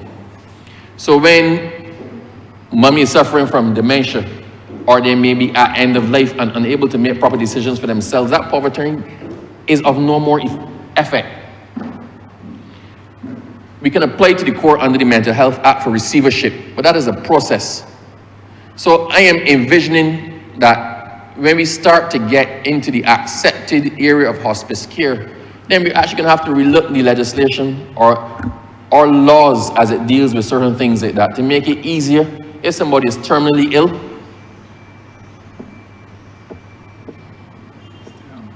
I'll just wait until the distraction removes itself.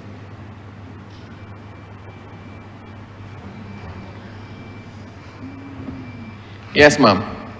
I envision that we'd have to relook the legislation that deals with things like palliative care and hospice care, that deals with how we access and how we operate on behalf of somebody who may not be in a position to make decisions for themselves.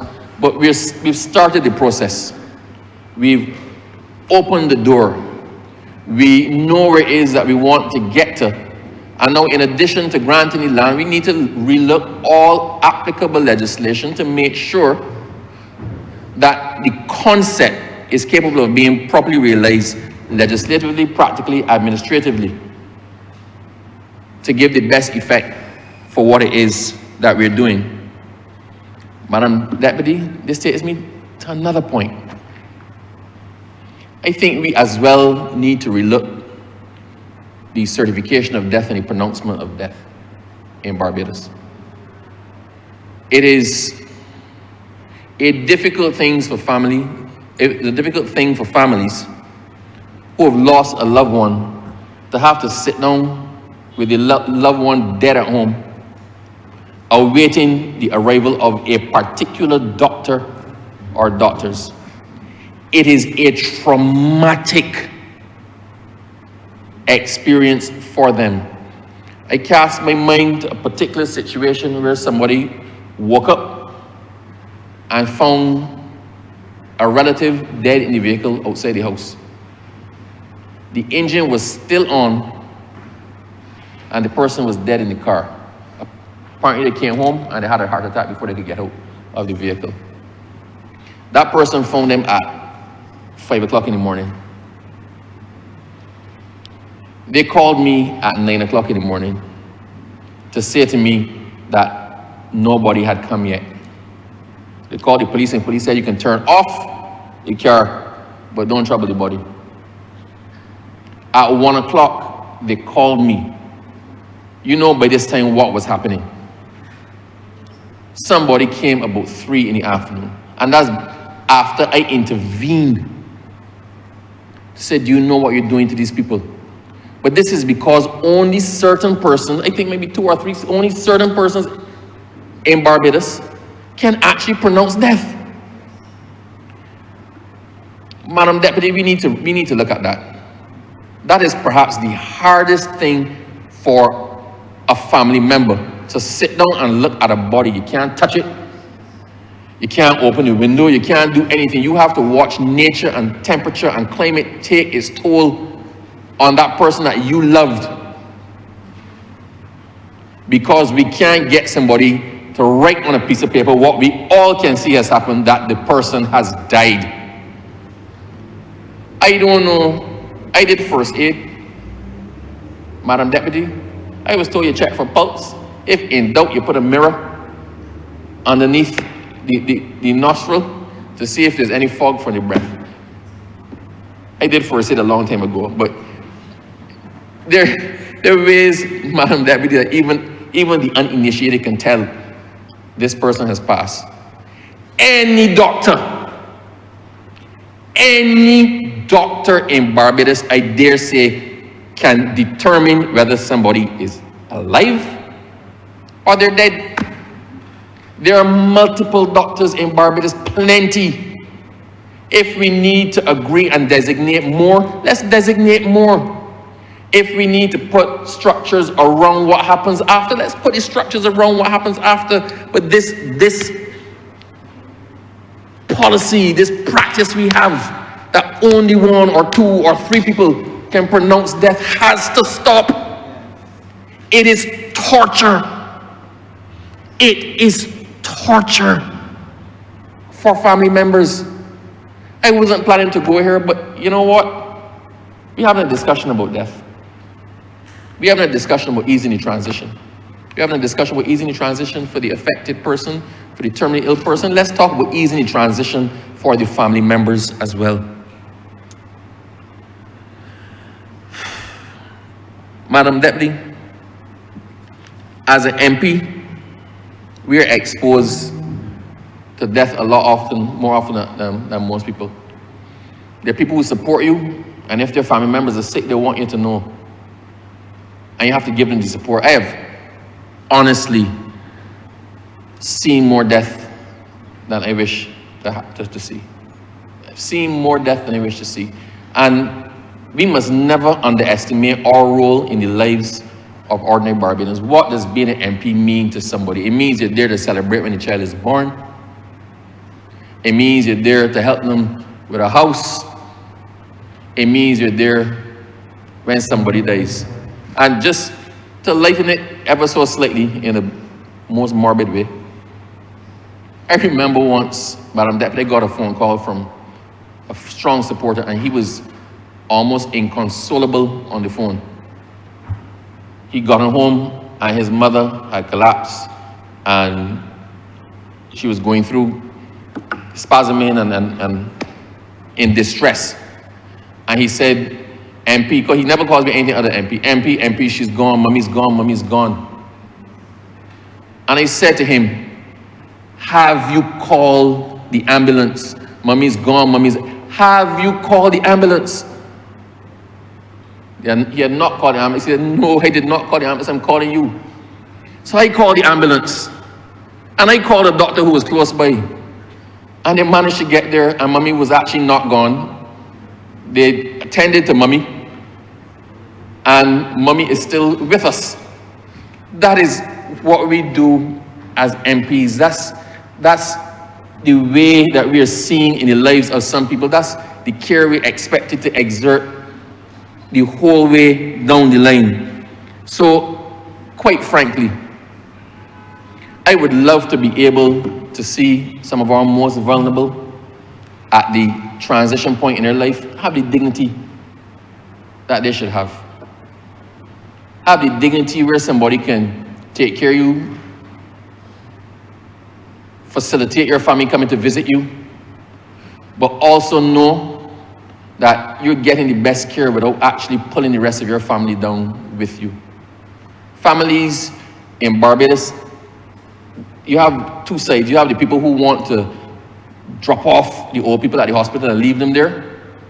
And then you have the other side who cannot accept that sometimes the best thing to do is actually to turn your distressed family member over to professionals who can care for them in a way that you can't.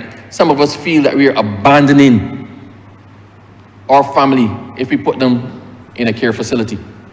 Some of us feel we're abandoning our family if we're not there for them. But to be honest, I can't think of any mother who would want to see their child suffer in the way that they're suffering at their passing. So I sum this all up to say, this is a good thing. I have dwelt a lot on the hospice aspect because the reality, Madam Deputy Speaker, is that the housing speaks for itself. I'm glad for the 33 housing solutions in Christchurch. I'm very glad for it. I'm familiar with the piece of land. That land was derelict for a long time. It used to be a hive of activity. They used to host weddings and things out there. Nothing has been done with it. The pool had been collecting water and harboring mosquitoes. The thing was overgrown, so it was causing rodent issues for the other people in Corvallis. So I am glad that we are actually now doing something with that. It makes me, I don't care if it used to be agricultural land or if it's agricultural land, right? It was not being farmed. So agricultural land that is not under cultivation and nobody wants to cultivate it is of no use to keep calling it agricultural land. And I asked the Honourable Minister of Agriculture as well, like, I mean, how big an issue is this? He said, there are 28,000 acres of agricultural land in Barbados. More than we can actually farm.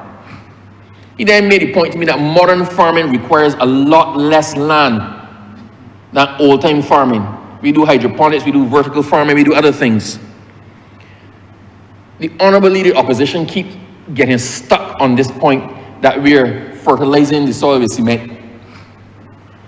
We have to balance competing interests. The reality is we have a shortage of housing in Barbados. We have to provide houses for people to live. We have to provide reasonable solutions that the most vulnerable and those in a certain bracket can actually have the chance to own a piece of the rock. We have to balance that with the needs for agriculture. And my friend said there is more than enough agricultural land left in Barbados to serve our purposes. We do not have the luxury of being myopic, narrow-minded, and effectively being a one-trick pony like others in here. We have to manage for everybody in Barbados. So, in summary, my eyes have been opened. I had never thought fully about hospice care, I'll be honest. Never thought fully about hospice care. But it is amazing that since I've had that discussion and all my questions were answered, that in the short time since I have seen practical examples of persons who could have used hospice care to ease the transition, who could use it now to save everybody from being distressed and even the terminally ill from feeling guilty as to what the rest of the family is going through in their name. And as I said, with respect to the units, the residential units, it's a no-brainer. So, taking all that into consideration, I'm glad that BACA took its time to come and explain to me what it was all about.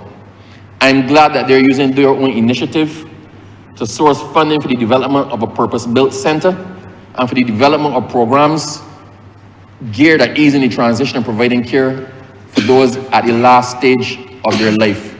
I honestly could not see that there could be any objection to this. But as I said, the Honourable Leader of Opposition never ever ceases to amaze me. But let us not turn a christening into a funeral. I support this resolution. Thank you.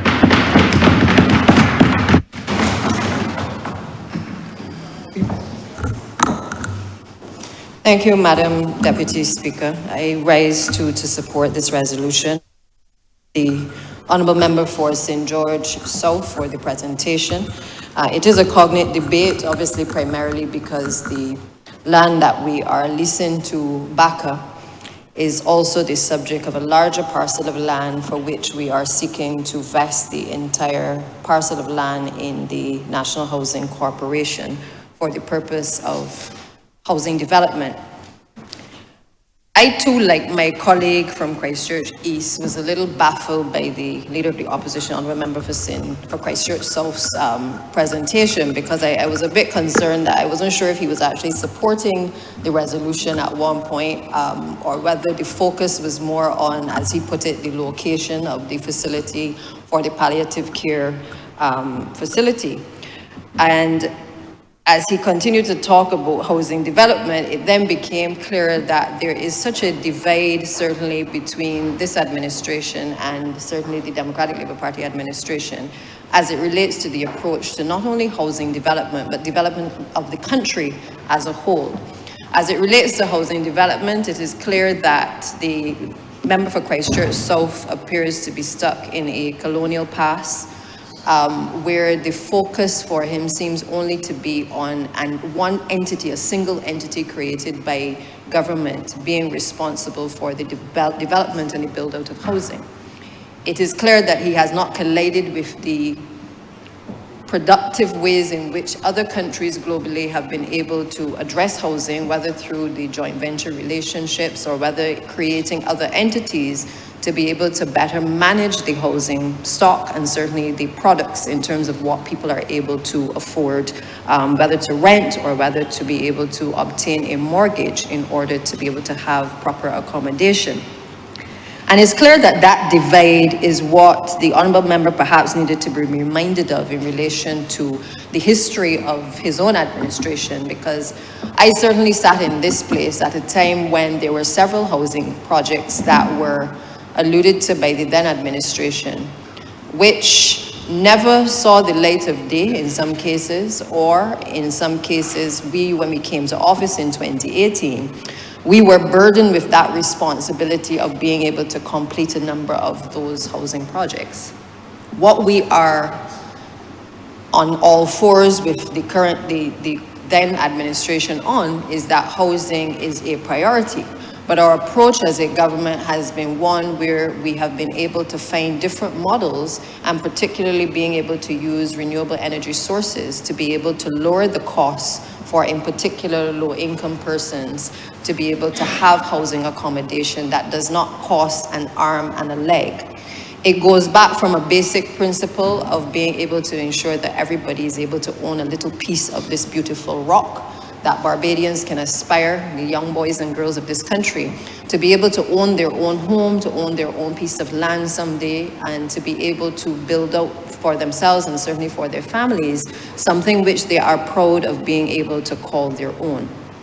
So as I said, it is clear that we are divided on these things, and that instead of the Leader of the Opposition supporting the bill in its entirety, he had to take the opportunity to throw a couple pot shots. But I will throw a couple back, Madam Deputy Speaker, because as I said, I recall what we have had to do in relation to the housing program. I remember sitting in the opposition on that side, right behind you, Honourable Member for St. James North, and hearing about the constant project in St. George, which we came to office and we had to spend, I think, significant sums to be able to complete over 60 houses that had been left by the then administration. Madam Deputy Speaker, you would also recall the parish land projects, where we've been able to put a few people in the houses, but it came at a substantial investment by this administration to be able to do repairs, renovations, retrofits, in some places take down the entire existing structure and have to rebuild the structure to be able to allow ordinary Barbadians to own a piece of the rock. I remember the days of hearing about Pickering projects down in St. Lucie, where they were going to develop all types of housing for low-income families, which never materialized. And I can go on and on about the promises that have been made by the last administration regarding the development of housing. Now, I take housing very serious. Perhaps the only thing that the Leader of the Opposition and I may agree on in terms of what he presented is that I do feel that there's a very causal link between the type of accommodation people live in, very overcrowded conditions, and the link to crime. And whenever I stand in this place, I speak to the issue of easing the densely populated nature of communities, because the community I represent in particular, but also the ones that I see as I drive across the length and breadth of this country, there are people who are living in very cramped conditions. And not that people have not come from cramped conditions and succeeded, but there are some people, because of the conditions in which they live, compounded by other social factors, tend to find themselves reverting to a life of crime because of the circumstances in which they find themselves. And therefore, I can only support any resolution that is brought to this chamber that perhaps gives a further opportunity for people to aspire to the goal of home ownership, but also where we are seeking to be able to include persons in the process of home ownership so that we can build out future generations of homeowners. Now, I know the Coverley project and the Coverley name, perhaps, I remember being on that side as well at the time, lent itself to a lot of discourse. I remember the Honourable Member for St. James Central, when the housing project was first being built out, the concerns regarding that the then administration said that the project was for low-income persons. But I am not aware that the project that I see today is in any way a low-income people project. And I want to remind the Honourable Member of that time, because I certainly, as part of this administration, I am very focused that we must build for persons who are most vulnerable, that in some cases we must subsidize low-income housing, and that we must not use housing as a political football to enrich the coffers of some, while others in our society continue to suffer as a result of not having proper accommodation for them and their families. So I have no difficulty with the acquisition as being presented by the Honourable Member for St. George South. The intention to be able to have 33 new homeowners in this country, I think, is a wise one. I don't get the impression it is low-income housing, but I do know that the government's entire program is intended to carve out a number of different types of programs that would facilitate for us being able to house as many people as we possibly can. And I think it's just for that reason that I support what the Honourable Member is seeking to do here. Certainly in the Lower Bernice area, which is directly impacting my own constituency. The Honourable Member, I know when he's closing, will probably also update, but I continue to remain in contact with him on a regular basis, because the Lower Bernice project under this administration was intended to take 20 acres out of 40 acres of the housing stock, which was acquired by way of a private arrangement with a landowner through planning gains, to be able to allow the constituency, certainly of St. Michael's South East and the surrounding areas, to benefit from a project that would ease the dense nature of, in particular, the areas of Golden Rock in the Pinelands community.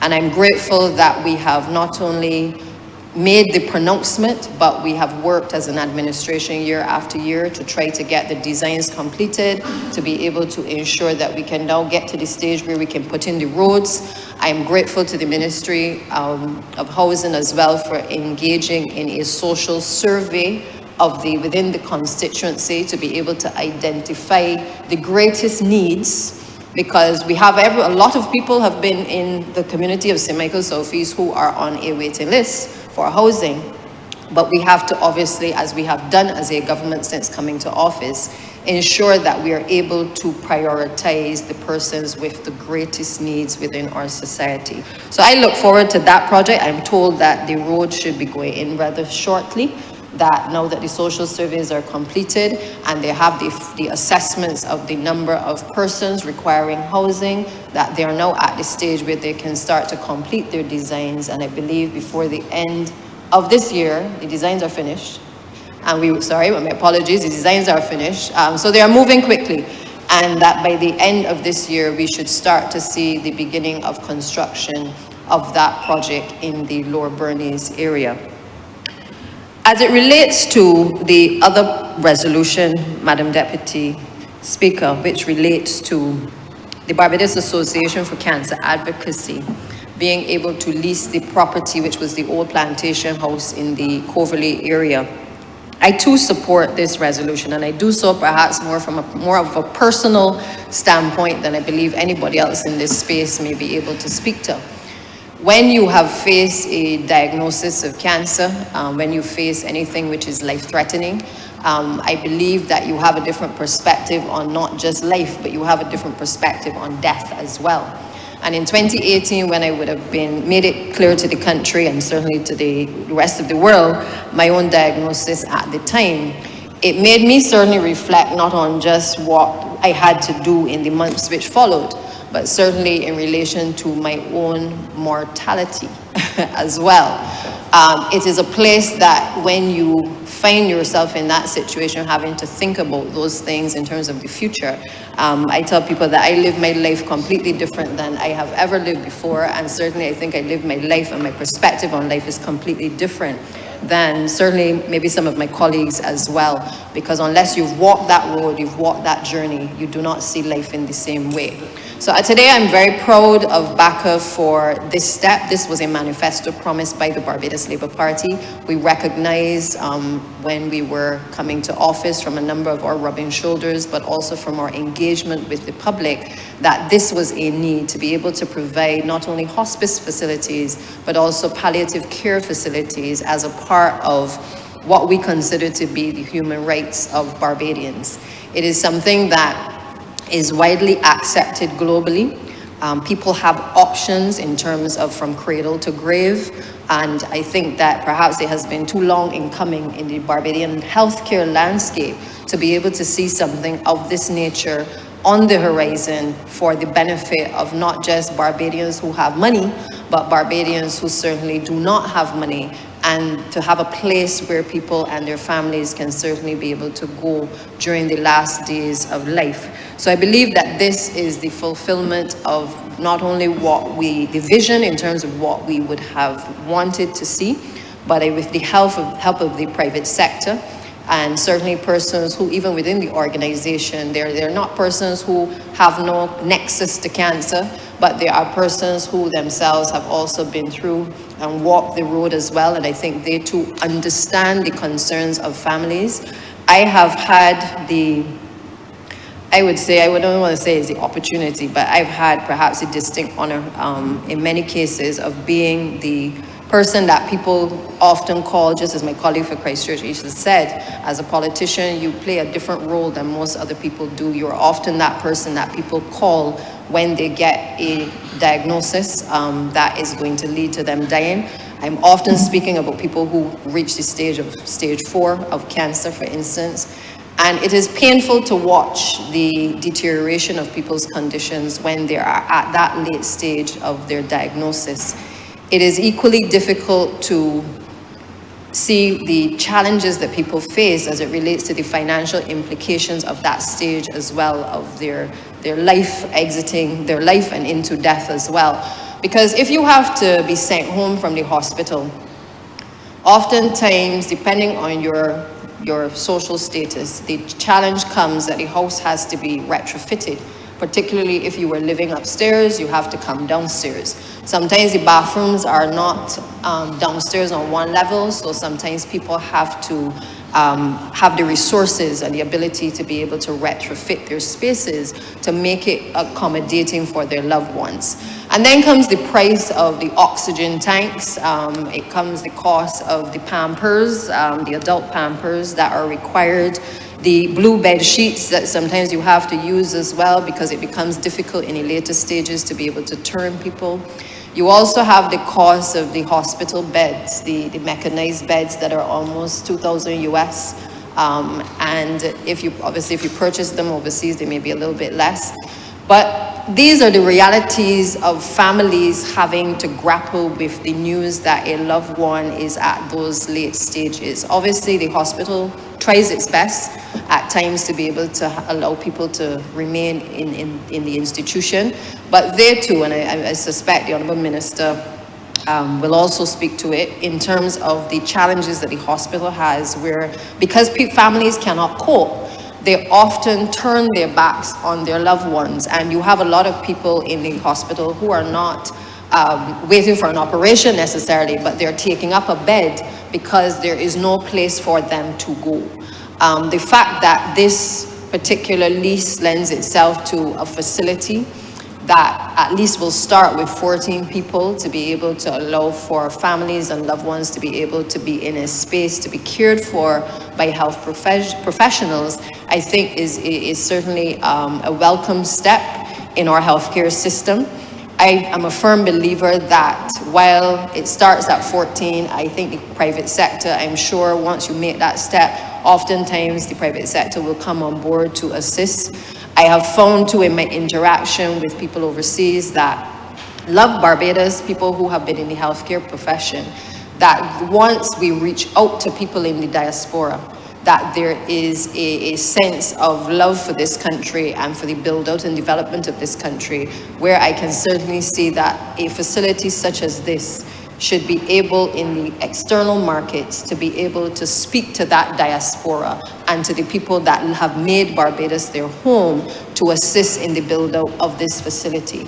I don't think we need to stop at the 14. I think the potential is there to do more. And this administration, by way of this particular lease, has not only granted this house and this property to Baka, but there are other lands on the property that will allow for the future build out and the development. So I think this is just the beginning. The leader of the opposition would have questioned the location, and again, I suspect that that is perhaps more mischievous than anything, because I think we also recognize that a facility such as this also has to earn. It cannot be dependent on the government of Barbados for a subsidy. It cannot be cap in hand to the private sector all the time. And its location actually near the airport is actually quite a blessing, because it allows for it to do two things. One, be able to earn foreign exchange, no doubt, from people who may have to fly in to have medical care and attention at our facilities, but then may need a place to be able to house their loved ones because they may not be able to travel back to their country of origin. That in turn allows for the facility to be able to earn a revenue, while at the same time being able, as we do already in relation to our geriatric facilities, being able to allow ordinary Barbadians who may be able to afford it to be able to pay perhaps a nominal amount to be able to house their loved ones there in their latter years of life. And equally, as we do, we subsidize people who can't afford it at all, because that is the nature of the government that we have, where we subsidize people in the geriatric hospitals, in the nursing care facilities, to be able to allow persons to be cared for and to be looked after in their older years. Now, Madam Deputy Speaker, you're well aware that our population is aging, and these are real issues, these are burning issues that are affecting ordinary Barbadians. I am a firm believer too that community care, and I said it in the estimates and I will continue to repeat it, that we need to integrate into the landscape of healthcare treatment the opportunity for people in communities who are trained and who are interested in looking after the elderly to be able to allow elderly people to remain in place as well. There are different tiers that we must continue to focus on. Palliative care is but one. But I believe that we have a responsibility, particularly in our densely populated communities, to be able to find ways to transition and to transform locations, whether it's housing or old buildings, to be able to allow for people in communities to be able to retrofit spaces. I have several people in St. Michael Southeast, Madam Deputy Speaker, who don't have these types of healthcare facilities, but they have opened up their homes to elderly persons. There are people who will drop off an elderly mother or an elderly grandmother for someone to be able to look after them. All they need is to be able to have the assistance, to be a structure to be put in place to allow them to be able to put a ramp to get into their houses. They may need the assistance with the safety bars to be able to, if the persons need to take a shower, to make sure that the shower meets the conditions and the standards for the elderly person to be to have a bath and to be cared for. There are simple things that we can do as an interim measure while facilities such as this are built out. I think oftentimes we spend so much time focusing on the big picture things, but we fail to recognize that Barbadians across the island are already engaged in looking after people. Madam Deputy, you are perhaps one of the persons that I know that has cared for more people in certainly my political career than most. Whether family or people in the neighborhood, I am well familiar with the work that you have done caring for the elderly. And short of getting an award for it, I know that your blessings are going to be many whenever that time comes. And I know that many of us will make sure that we look after you as well. But the reality is that there's another side there are two other perspectives that I want to bring to this discussion this morning. And one is the perspective that we raise our children to get older and to leave home, to leave the nest, to be able to build their families and to get an opportunity in terms of a job. But we rarely discuss the issue of aging, and we rarely discuss the issue of getting sick and ill health and preparing for death. It is not something that we like to talk about, which is why the Honourable Member for Christchurch East can say that these discussions are things that he's now having perhaps with his father. But the reality is that all of us in this chamber, in some form or fashion, are facing these issues in relation to our own loved ones as well. So we get it. We relate very well, I think, in terms of our understanding of what the general population is facing, because we are dealing with it. I've been open about my mother being in a nursing home, and I look after my elderly father, who's that 84 years old. So we get it in terms of the challenges that the public faces, but we also recognize that we have a responsibility to allow people to breathe a little easier, because they may not all have the resources that everybody else has available to them as well. But there's an issue that we don't like to talk about as Barbadians, and it is being able to prepare for that stage. Some people will prepare by way of the funeral arrangements and determining the undertaker, but people don't often talk about making a will. They don't talk about being able to prepare themselves for, getting sick. You could be going along well, you get a stroke, at the end of the day, you don't have all of the cognitive functions, and therefore you're then not in a position to be able to go into a lawyer's office to be able to have something drafted. These are conversations that we need to have more, and it's not to bring a level of morbidity to the space, but it is really to get real about the realities now of what each of us are facing as we encounter the aging population in our communities and as we interface with people on a daily basis. Enough people are not taking into account how they transition. And what we find is oftentimes there is confusion in the families, not just in terms of who is going to pay the bill at the funeral home, but there's confusion in relation to the estate. Who is going, a couple people are living in the household, who is going to take responsibility? And I urge Barbadians to, again, seek out the advice, but equally, I think our lawyers need to step up and certainly be able to create the types of clinics that allow people to have the options presented to them as to what some of those options are. The Honourable Minister of Housing and Member for St. George South is well aware that particularly in the housing areas, this is a perennial problem, whereby because of the lack of conveyances in some of the housing estates, people are not able to properly plan their future.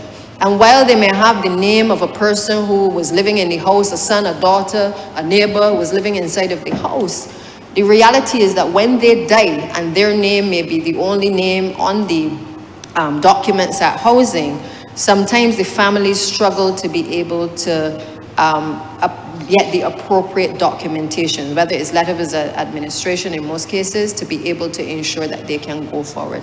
There is a cost for taking out letters of administration. Let us not fool ourselves. It is the correct legal mechanism for which, if you die without making a will, that you must go forward to the courts in order to be able to have the paperwork sorted so that your families can be clear in their mind who is going to own the property. But there is another reality that I feel government must look to, and perhaps in the Ministry of Housing, we need to devise a way to be able to assist families in clearing up these estate matters so that people, once that is out of the way, estates can be divided. People can decide who is going to get the house, who is going to move out of the house. Do they need to go and borrow money in order to be able to retrofit the house so everybody can live comfortably? But I don't think that in a modern day Barbados that we can continue to ignore these issues, particularly in relation to the housing estates. It is causing endless confusion. It is causing endless tensions. And we are finding people having to, you know, again, we wonder why people are squatting, why people are taking up Crown state lands, and these are the reasons. But we as a government have to find the mechanisms to be able to make it a bit simpler for people, not just while they are living, to be able to address these issues, but also to make the process simplified when persons actually die and the families have now to come together to be able to sort out the estate matters. So I know that the Honourable Member for St. George South always listens to me, and I know that he will follow suit in terms of addressing these issues, and I know he knows that I'm going to remind him that the title deeds and the issues in relation to the housing estates must continue to be a priority, because again, this creates an unnecessary confusion and tension in already densely populated communities. The other issue, though, Madam Deputy Speaker, that I would wish to speak to briefly as well, is that while we speak about the nearing of death, the transition to death in relation to palliative care, we also need to talk about the life that we are living as well. And I say that in the context of the healthcare system, because it is important that while we are talking about what happens when you're on your way out, that you are also, as not only government, but the healthcare systems and all of us in this space, being able to speak about the things that are important or should be important to people while they are living. The statistics that we hear, the 86-point-something% of persons who will die from chronic non-communicable diseases, must be a problem to each and every one of us. It cannot just be a statistic that is somewhere floating around in the atmosphere that we are proud in spouting when we get up to speak, to talk about chronic non-communicable diseases. We are seeing people who are struggling with their health.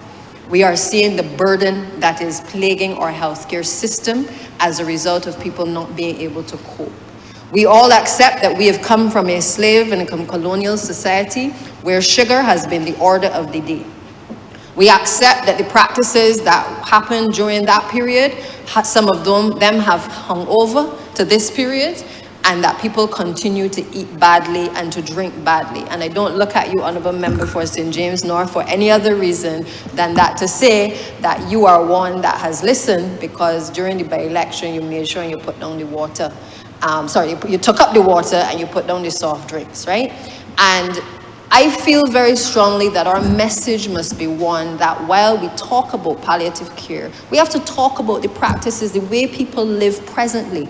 Because if we are not talking prevention, then we're going to continue to talk about the statistics of the people who are going to die from chronic non-communicable diseases. I would like us as a country to get to the point where we talk about how many people we saved. Not how many people are on the waiting list at the hospital. Not how many people are going to die in a year from a particular disease. But let us talk more about the efforts that are being made, whether it is in relation to the National Nutrition Policy, whether it is gradually stamping out the amount of sugar content and added sugars that our people are using that have become so acceptable that people feel that it is the lifeline that they hold on to.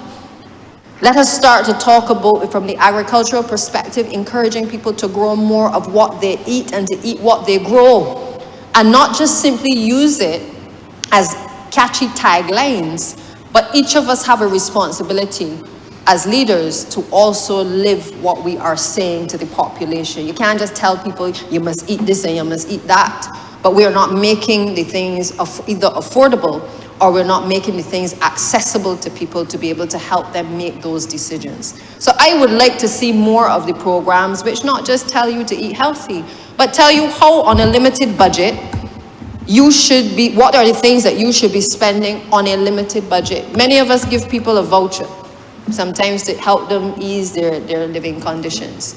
We give them a voucher for $150 sometimes, $200, $100, whatever it is. How many people stop to ask, what are you buying with this? What are you buying with this? And equally, what can this buy? Because if it can only buy the things that are sugary, the snacks that are the wrong snacks for to be consumed by our young people, then all we are doing is becoming a part of the problem, because we are helping to facilitate the purchase of the things that our people should not be eating. So I can tell you straight, I don't give unless I have the conversation. Every child that I interact with in my constituency knows that if Auntie Santia gives you money to buy something, a snack, I ask you which snack you're going to buy. And it starts there, till eventually the children know they're either gonna sit going, sometimes for a granola bar, they're going for a pack of nuts, they're going for fruits or something which they know is healthy. It is not to say that we start to eliminate all things that are bad for you, but people have to start somewhere to be able to minimize the challenges that are likely to come from making bad decisions. So I don't want a discussion as today to be revolving around the journey to death without a discussion on the journey of life and the importance of making sure that we do the things now to make sure that people take control of their health. Now that brings me to my final concern, which is that when we talk about this issue of life and the journey of life, I have been advocating for a linear accelerator for cancer patients in this country for the last year. I have done so because I, more than I think, again, anybody else in this room and elsewhere, has had to listen to the people calling me early on a morning, late at night, and saying, DPM, we can't get to use either the current cobalt machine, or we cannot get the assistance to be able to get out of Barbados to be able to get the radiation done outside. We have an old cobalt machine, which I think everybody has agreed it has served its purpose, and we needed to move to a linear accelerator. We have been able to purchase the accelerator. But my concern still remains, Madam Deputy Speaker, that there are several people day by day that are being diagnosed with cancer and other ailments that require you to have radiation. And we have not yet been able to have the benefit of the linear accelerator installed at the Queen Elizabeth Hospital. I'm sure when the Honourable Minister speaks, because he and I have spoken about this before, and I've told him I don't surprise anybody in this house. I let him know what I'm going to say. But I have an obligation, regardless of the position that I hold, to the people that have died, to the people that are still awaiting treatment in this country at the Queen Elizabeth Hospital, the people who are still waiting to be able to access healthcare out of this country, to be able to ask the questions in this place, and to be able to have those answers given to those people. Because they are on a journey of life, and if we are not careful, they will be on their journey to death before they get to at least enjoy a few moments, a few more months, a few more weeks of life before they have to take advantage of a palliative care facility.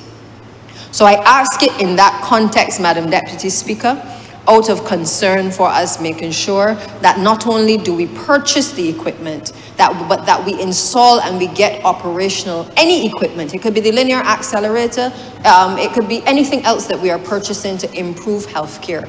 Because our record as a government is clear, that we have spent more in this country improving the operations of healthcare. We still have a long way to go in terms of the delivery, because having the services is one thing.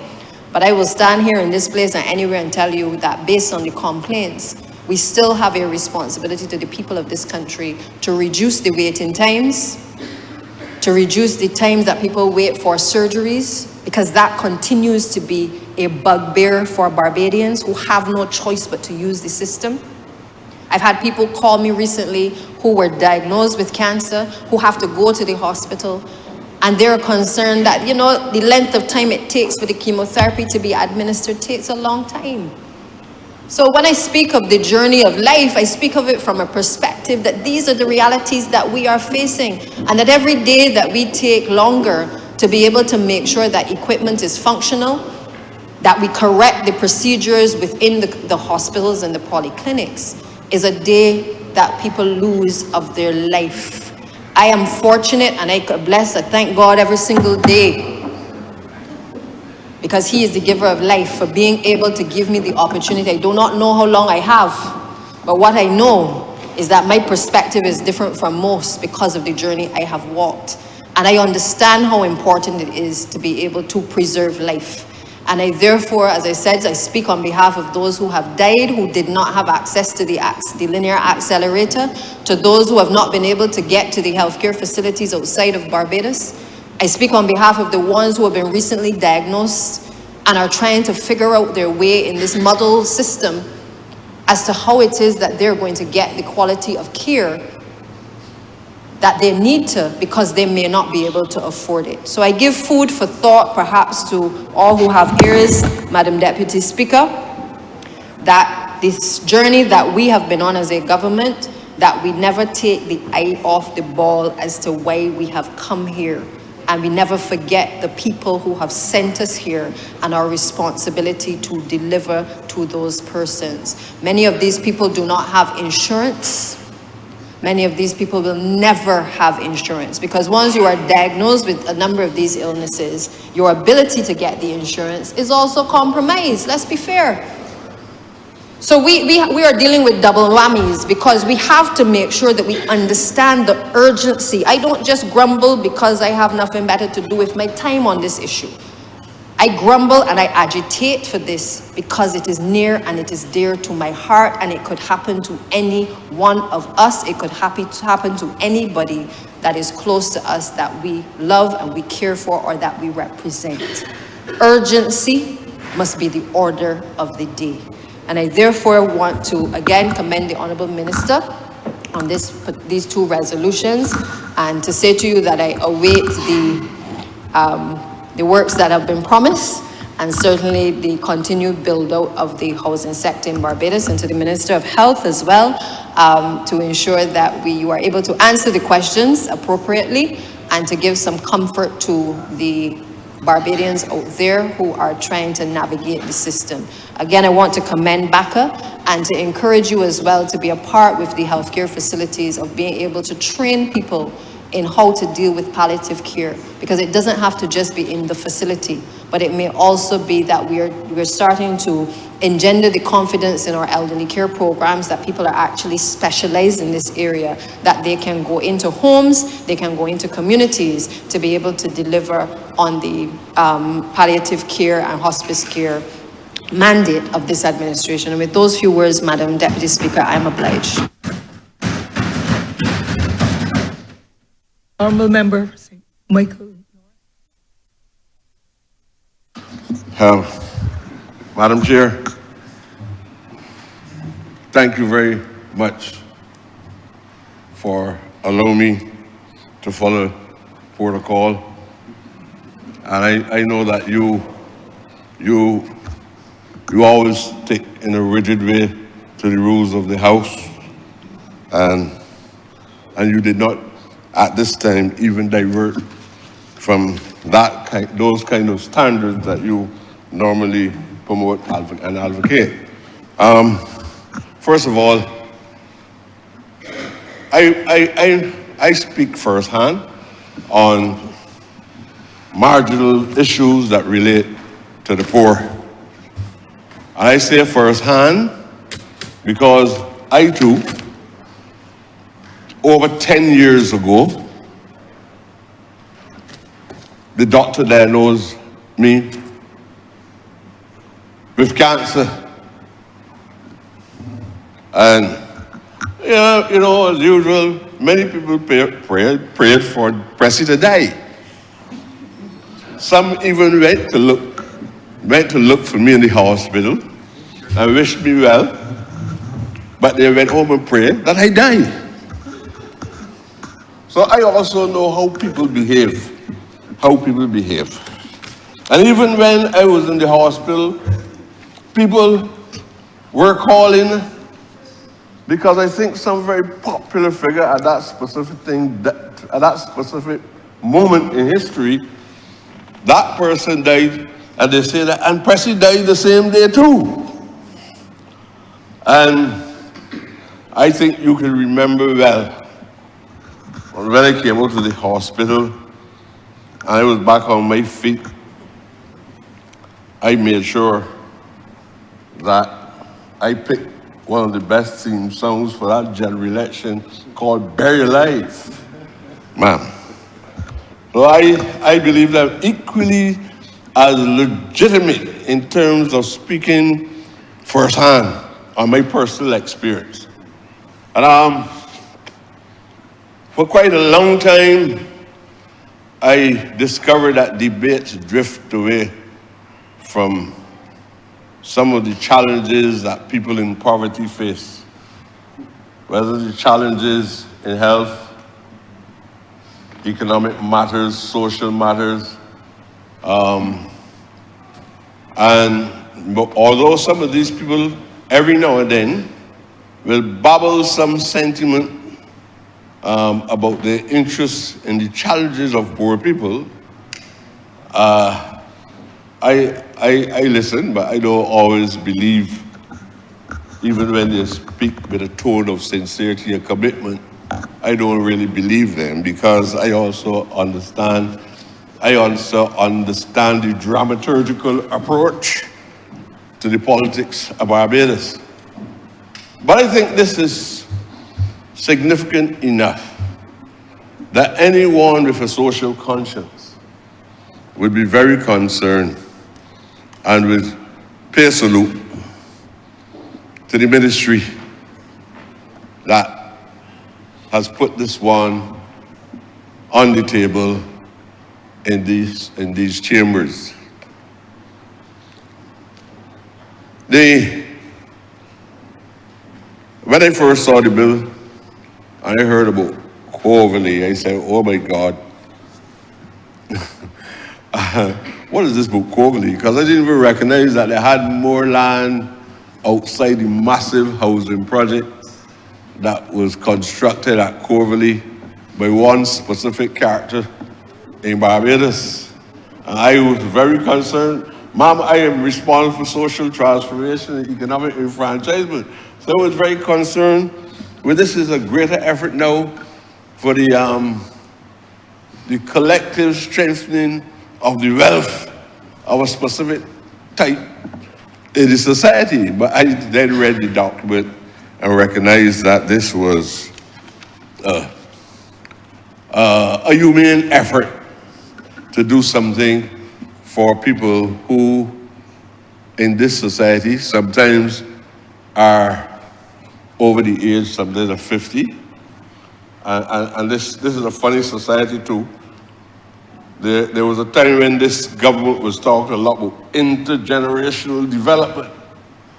And then the word was relegated to the back burner. And then you start hearing youth. And then you start saying that the youth seem to be something wrong with the youth, and wondering if somebody cursed, if some divine power cursed the youth. Then you say that the youth is the alternative. So I know that there's lots of ambiguity in terms of seeking clear thought on the philosophical moorings that should be applied even when we're introducing social and economic legislation in this country. Well, this is a humane type.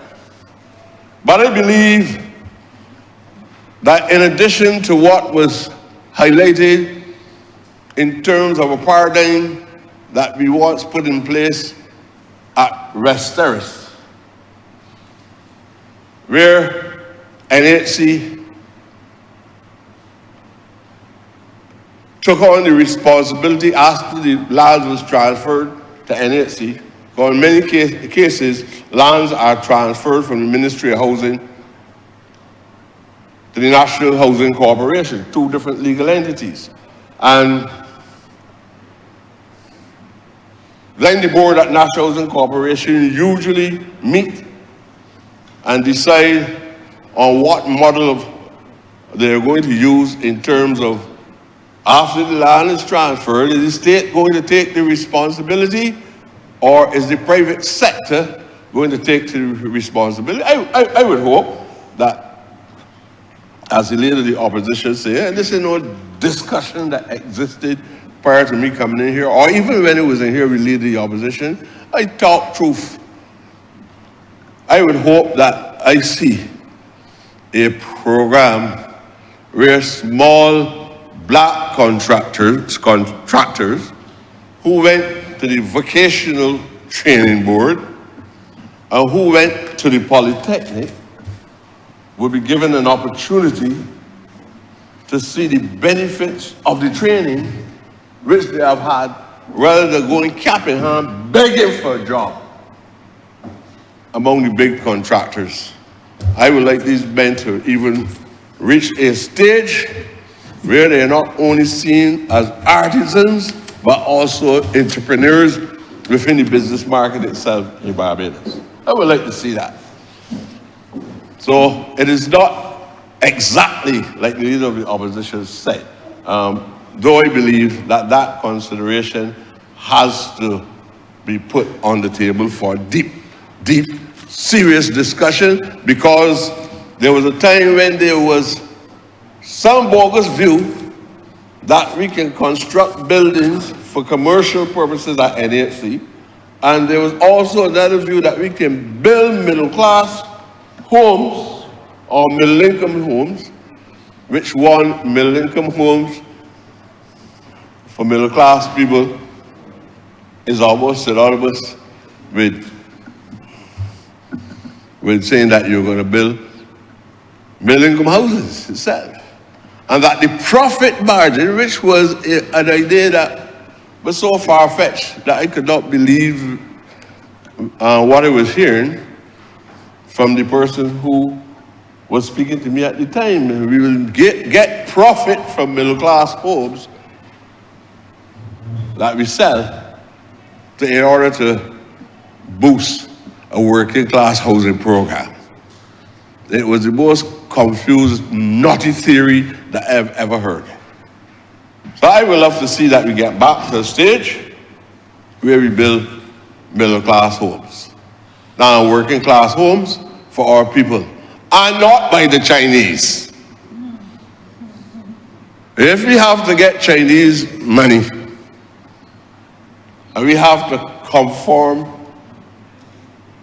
to the things that Chinese do, something going wrong. We are going off track. There's too much evidence. Too much evidence in Barbados of Chinese ripping off the state, and as a consequence, producing inferior housing for working class people. I don't want to give you the empirical evidence to support it, because I become the most sinister individual when I speak truth on these issues. And I would not say it because I don't want the truth to overshadow the importance of the point that I want to make. I am not one of those people who would point my hands at the minister either, because I am not that foolish. I know what I've seen. I know what I have seen, and I know what I know. And I know I paid prices for many of the things that I know are true. And I found myself here on what is called the backbench, some derogatory term for the description of legitimate persons who the people sent to Parliament in this country. I have also been threatened, madam, on many different economic and social issues, on the premature nature of my political survival, because I spoke the truth on these issues. A Minister of Housing, I confess you are my friend. I am also restrained because of the loyalty of that friendship. But I also know that, and I always urge you, when you are doing things that you know are correct, do not be restrained or constrained by being institutionalized. Because ultimately, you will pay the price. Some people will survive. There'll be a greater duration period of life in this Parliament by the institution than you as an individual would receive. I've seen Elby Buffett walk the street. I have seen Joe Edgell. I have seen Lionel Cry, ministers of housing. I've seen them all. I have seen them in a state of mind after wearing suits here. I've seen them in a physical shape where they hardly had a good shirt on. So I just tell you that, and I hope you will try to create a mental construct that gives you an idea of what I'm talking about. But I'm not going to go so wide. And I hope I have not gone beyond what I intended to do. But there are some institutions in this country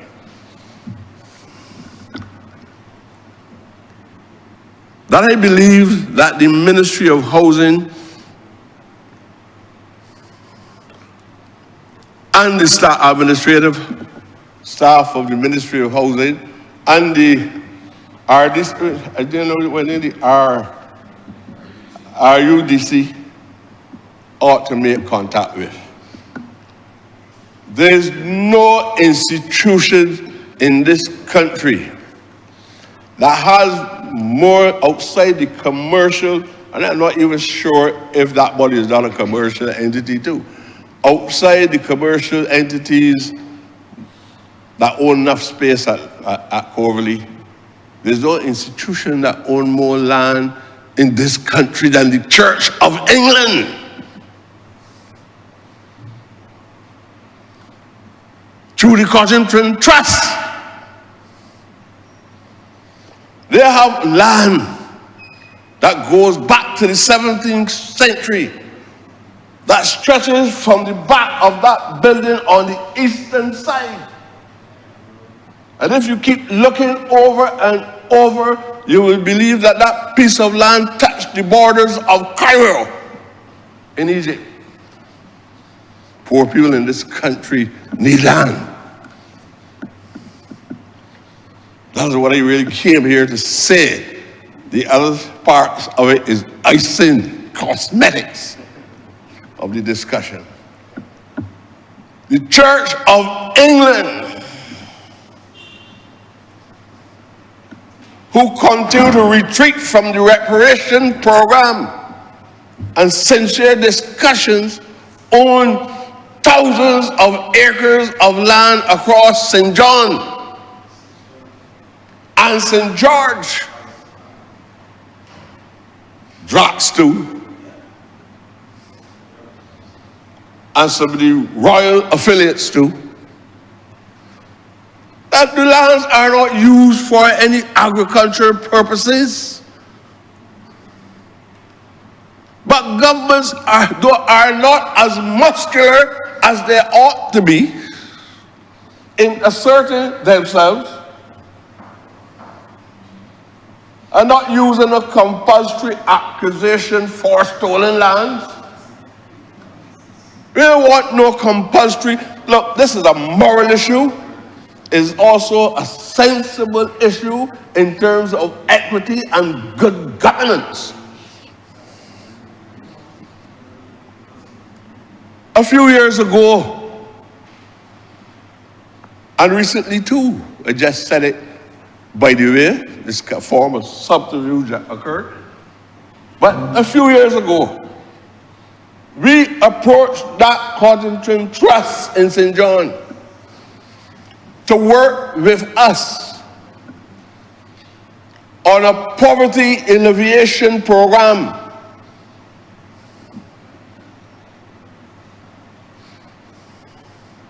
In terms of even subdividing parts of that land, although it's in the trust, I heard, subdividing parts of that land so that poor black people in distress would have access to the utilization of the land at Cottington College.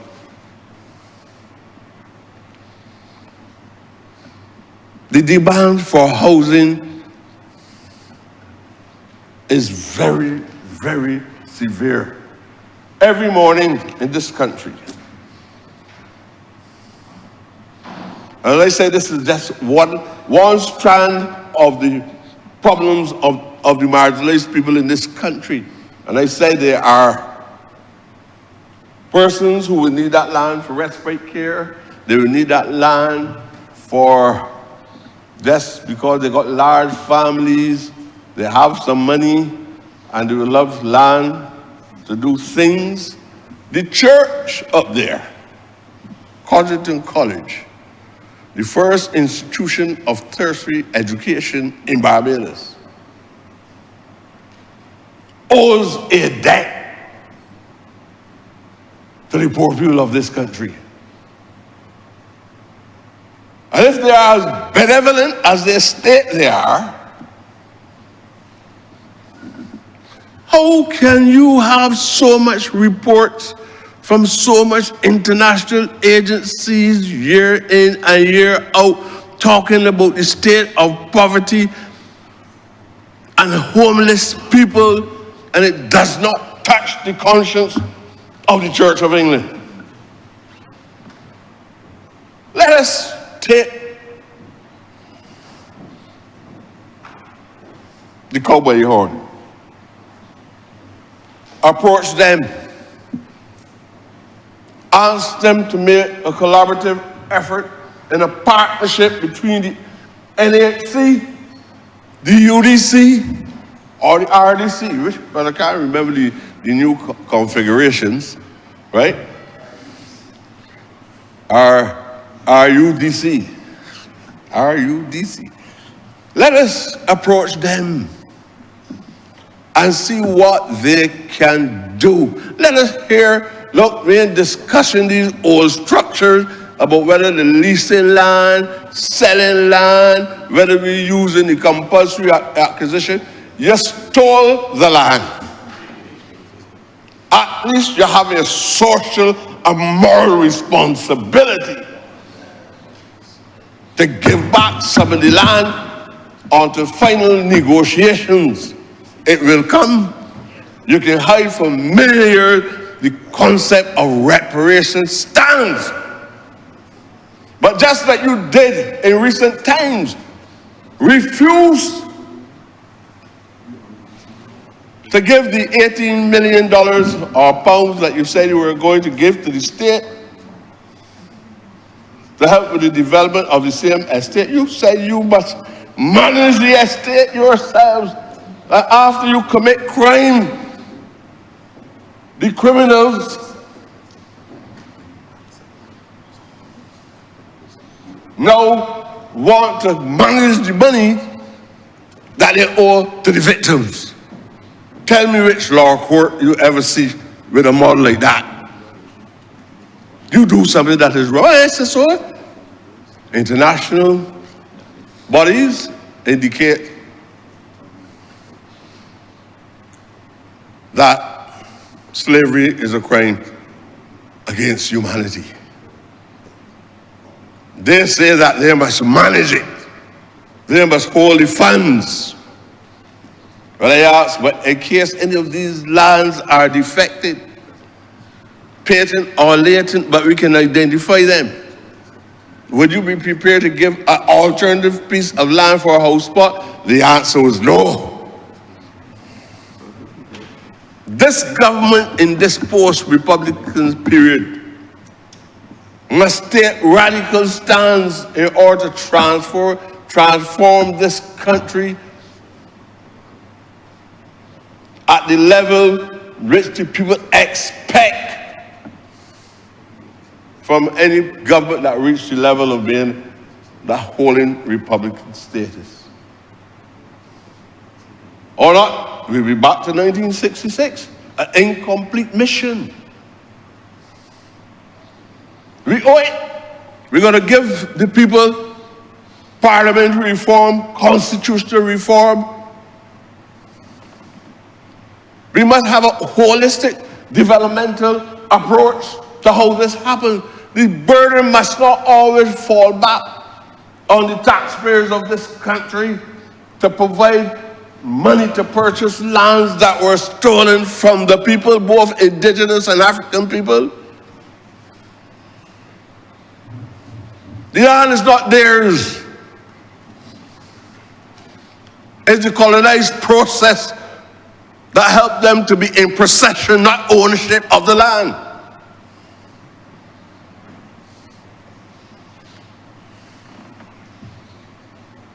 So while I understand the rationale for the land being transferred to NHC and ultimately to people who are deserving of it, there is a macro issue that has to be discussed. It has to be discussed, and politicians must not be devoid of testicles. It has to be done. Minister, when you're going to do it,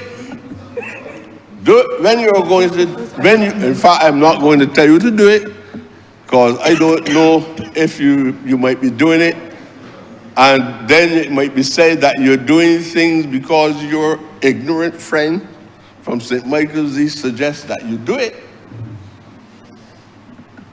And then you don't know who else is going to be there for you. Or you receive a lot of lashes that you don't deserve. But if I say that, or I speak the truth, they believe that you tell me to say so for you. Tell you how this thing works in here, man. But your name will be etched, not only in annals of history in this parliament, but as a man of revolutionary spirit, a man of courage, a man of vision, that was responsible for the transformation of all that is happening in this country. Honourable member from St. James, I'm not going to make reference to you. Expectations are great in the general public, and I want to take this opportunity to insert this important point that I'm extremely happy to see a man of a progressive mind being added to the environment within the parliament of this country. And I hope that you do not breach your commitment to the people of Barbados because you want friendships. The problem in here is that you want to say something. This is not in your case, my friend from St. George.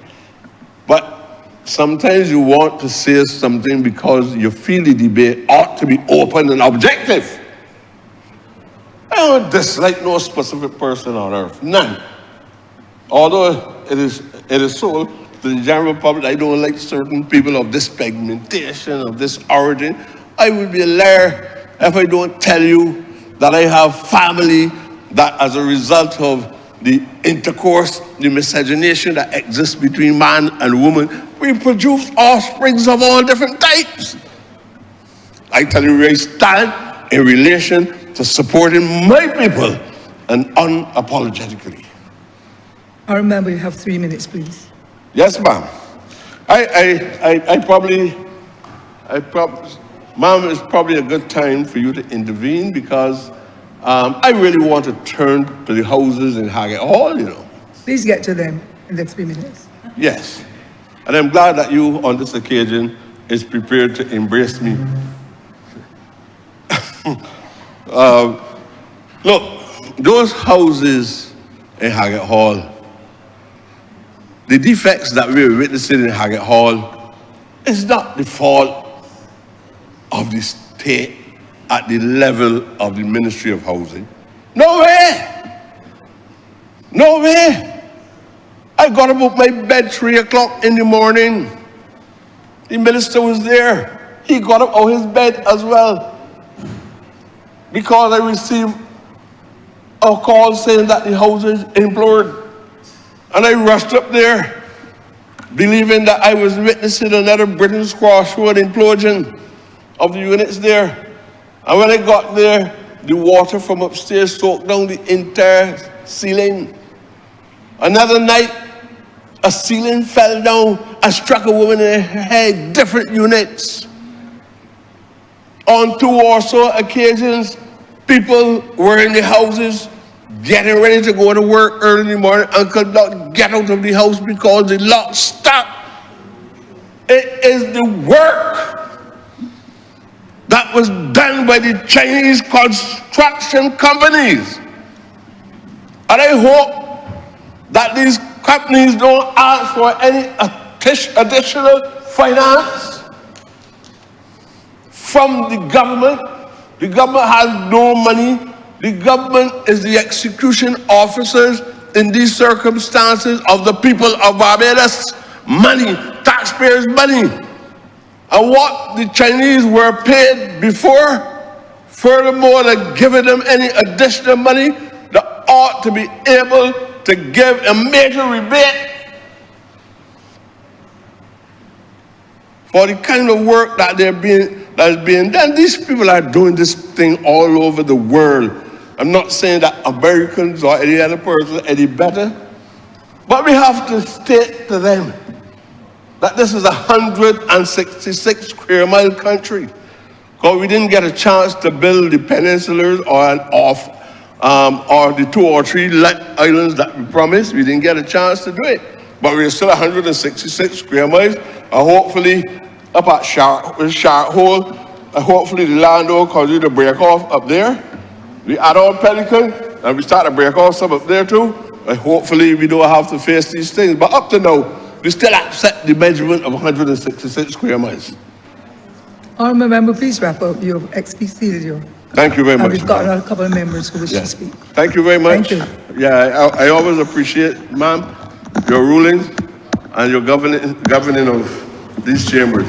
So I want to suggest that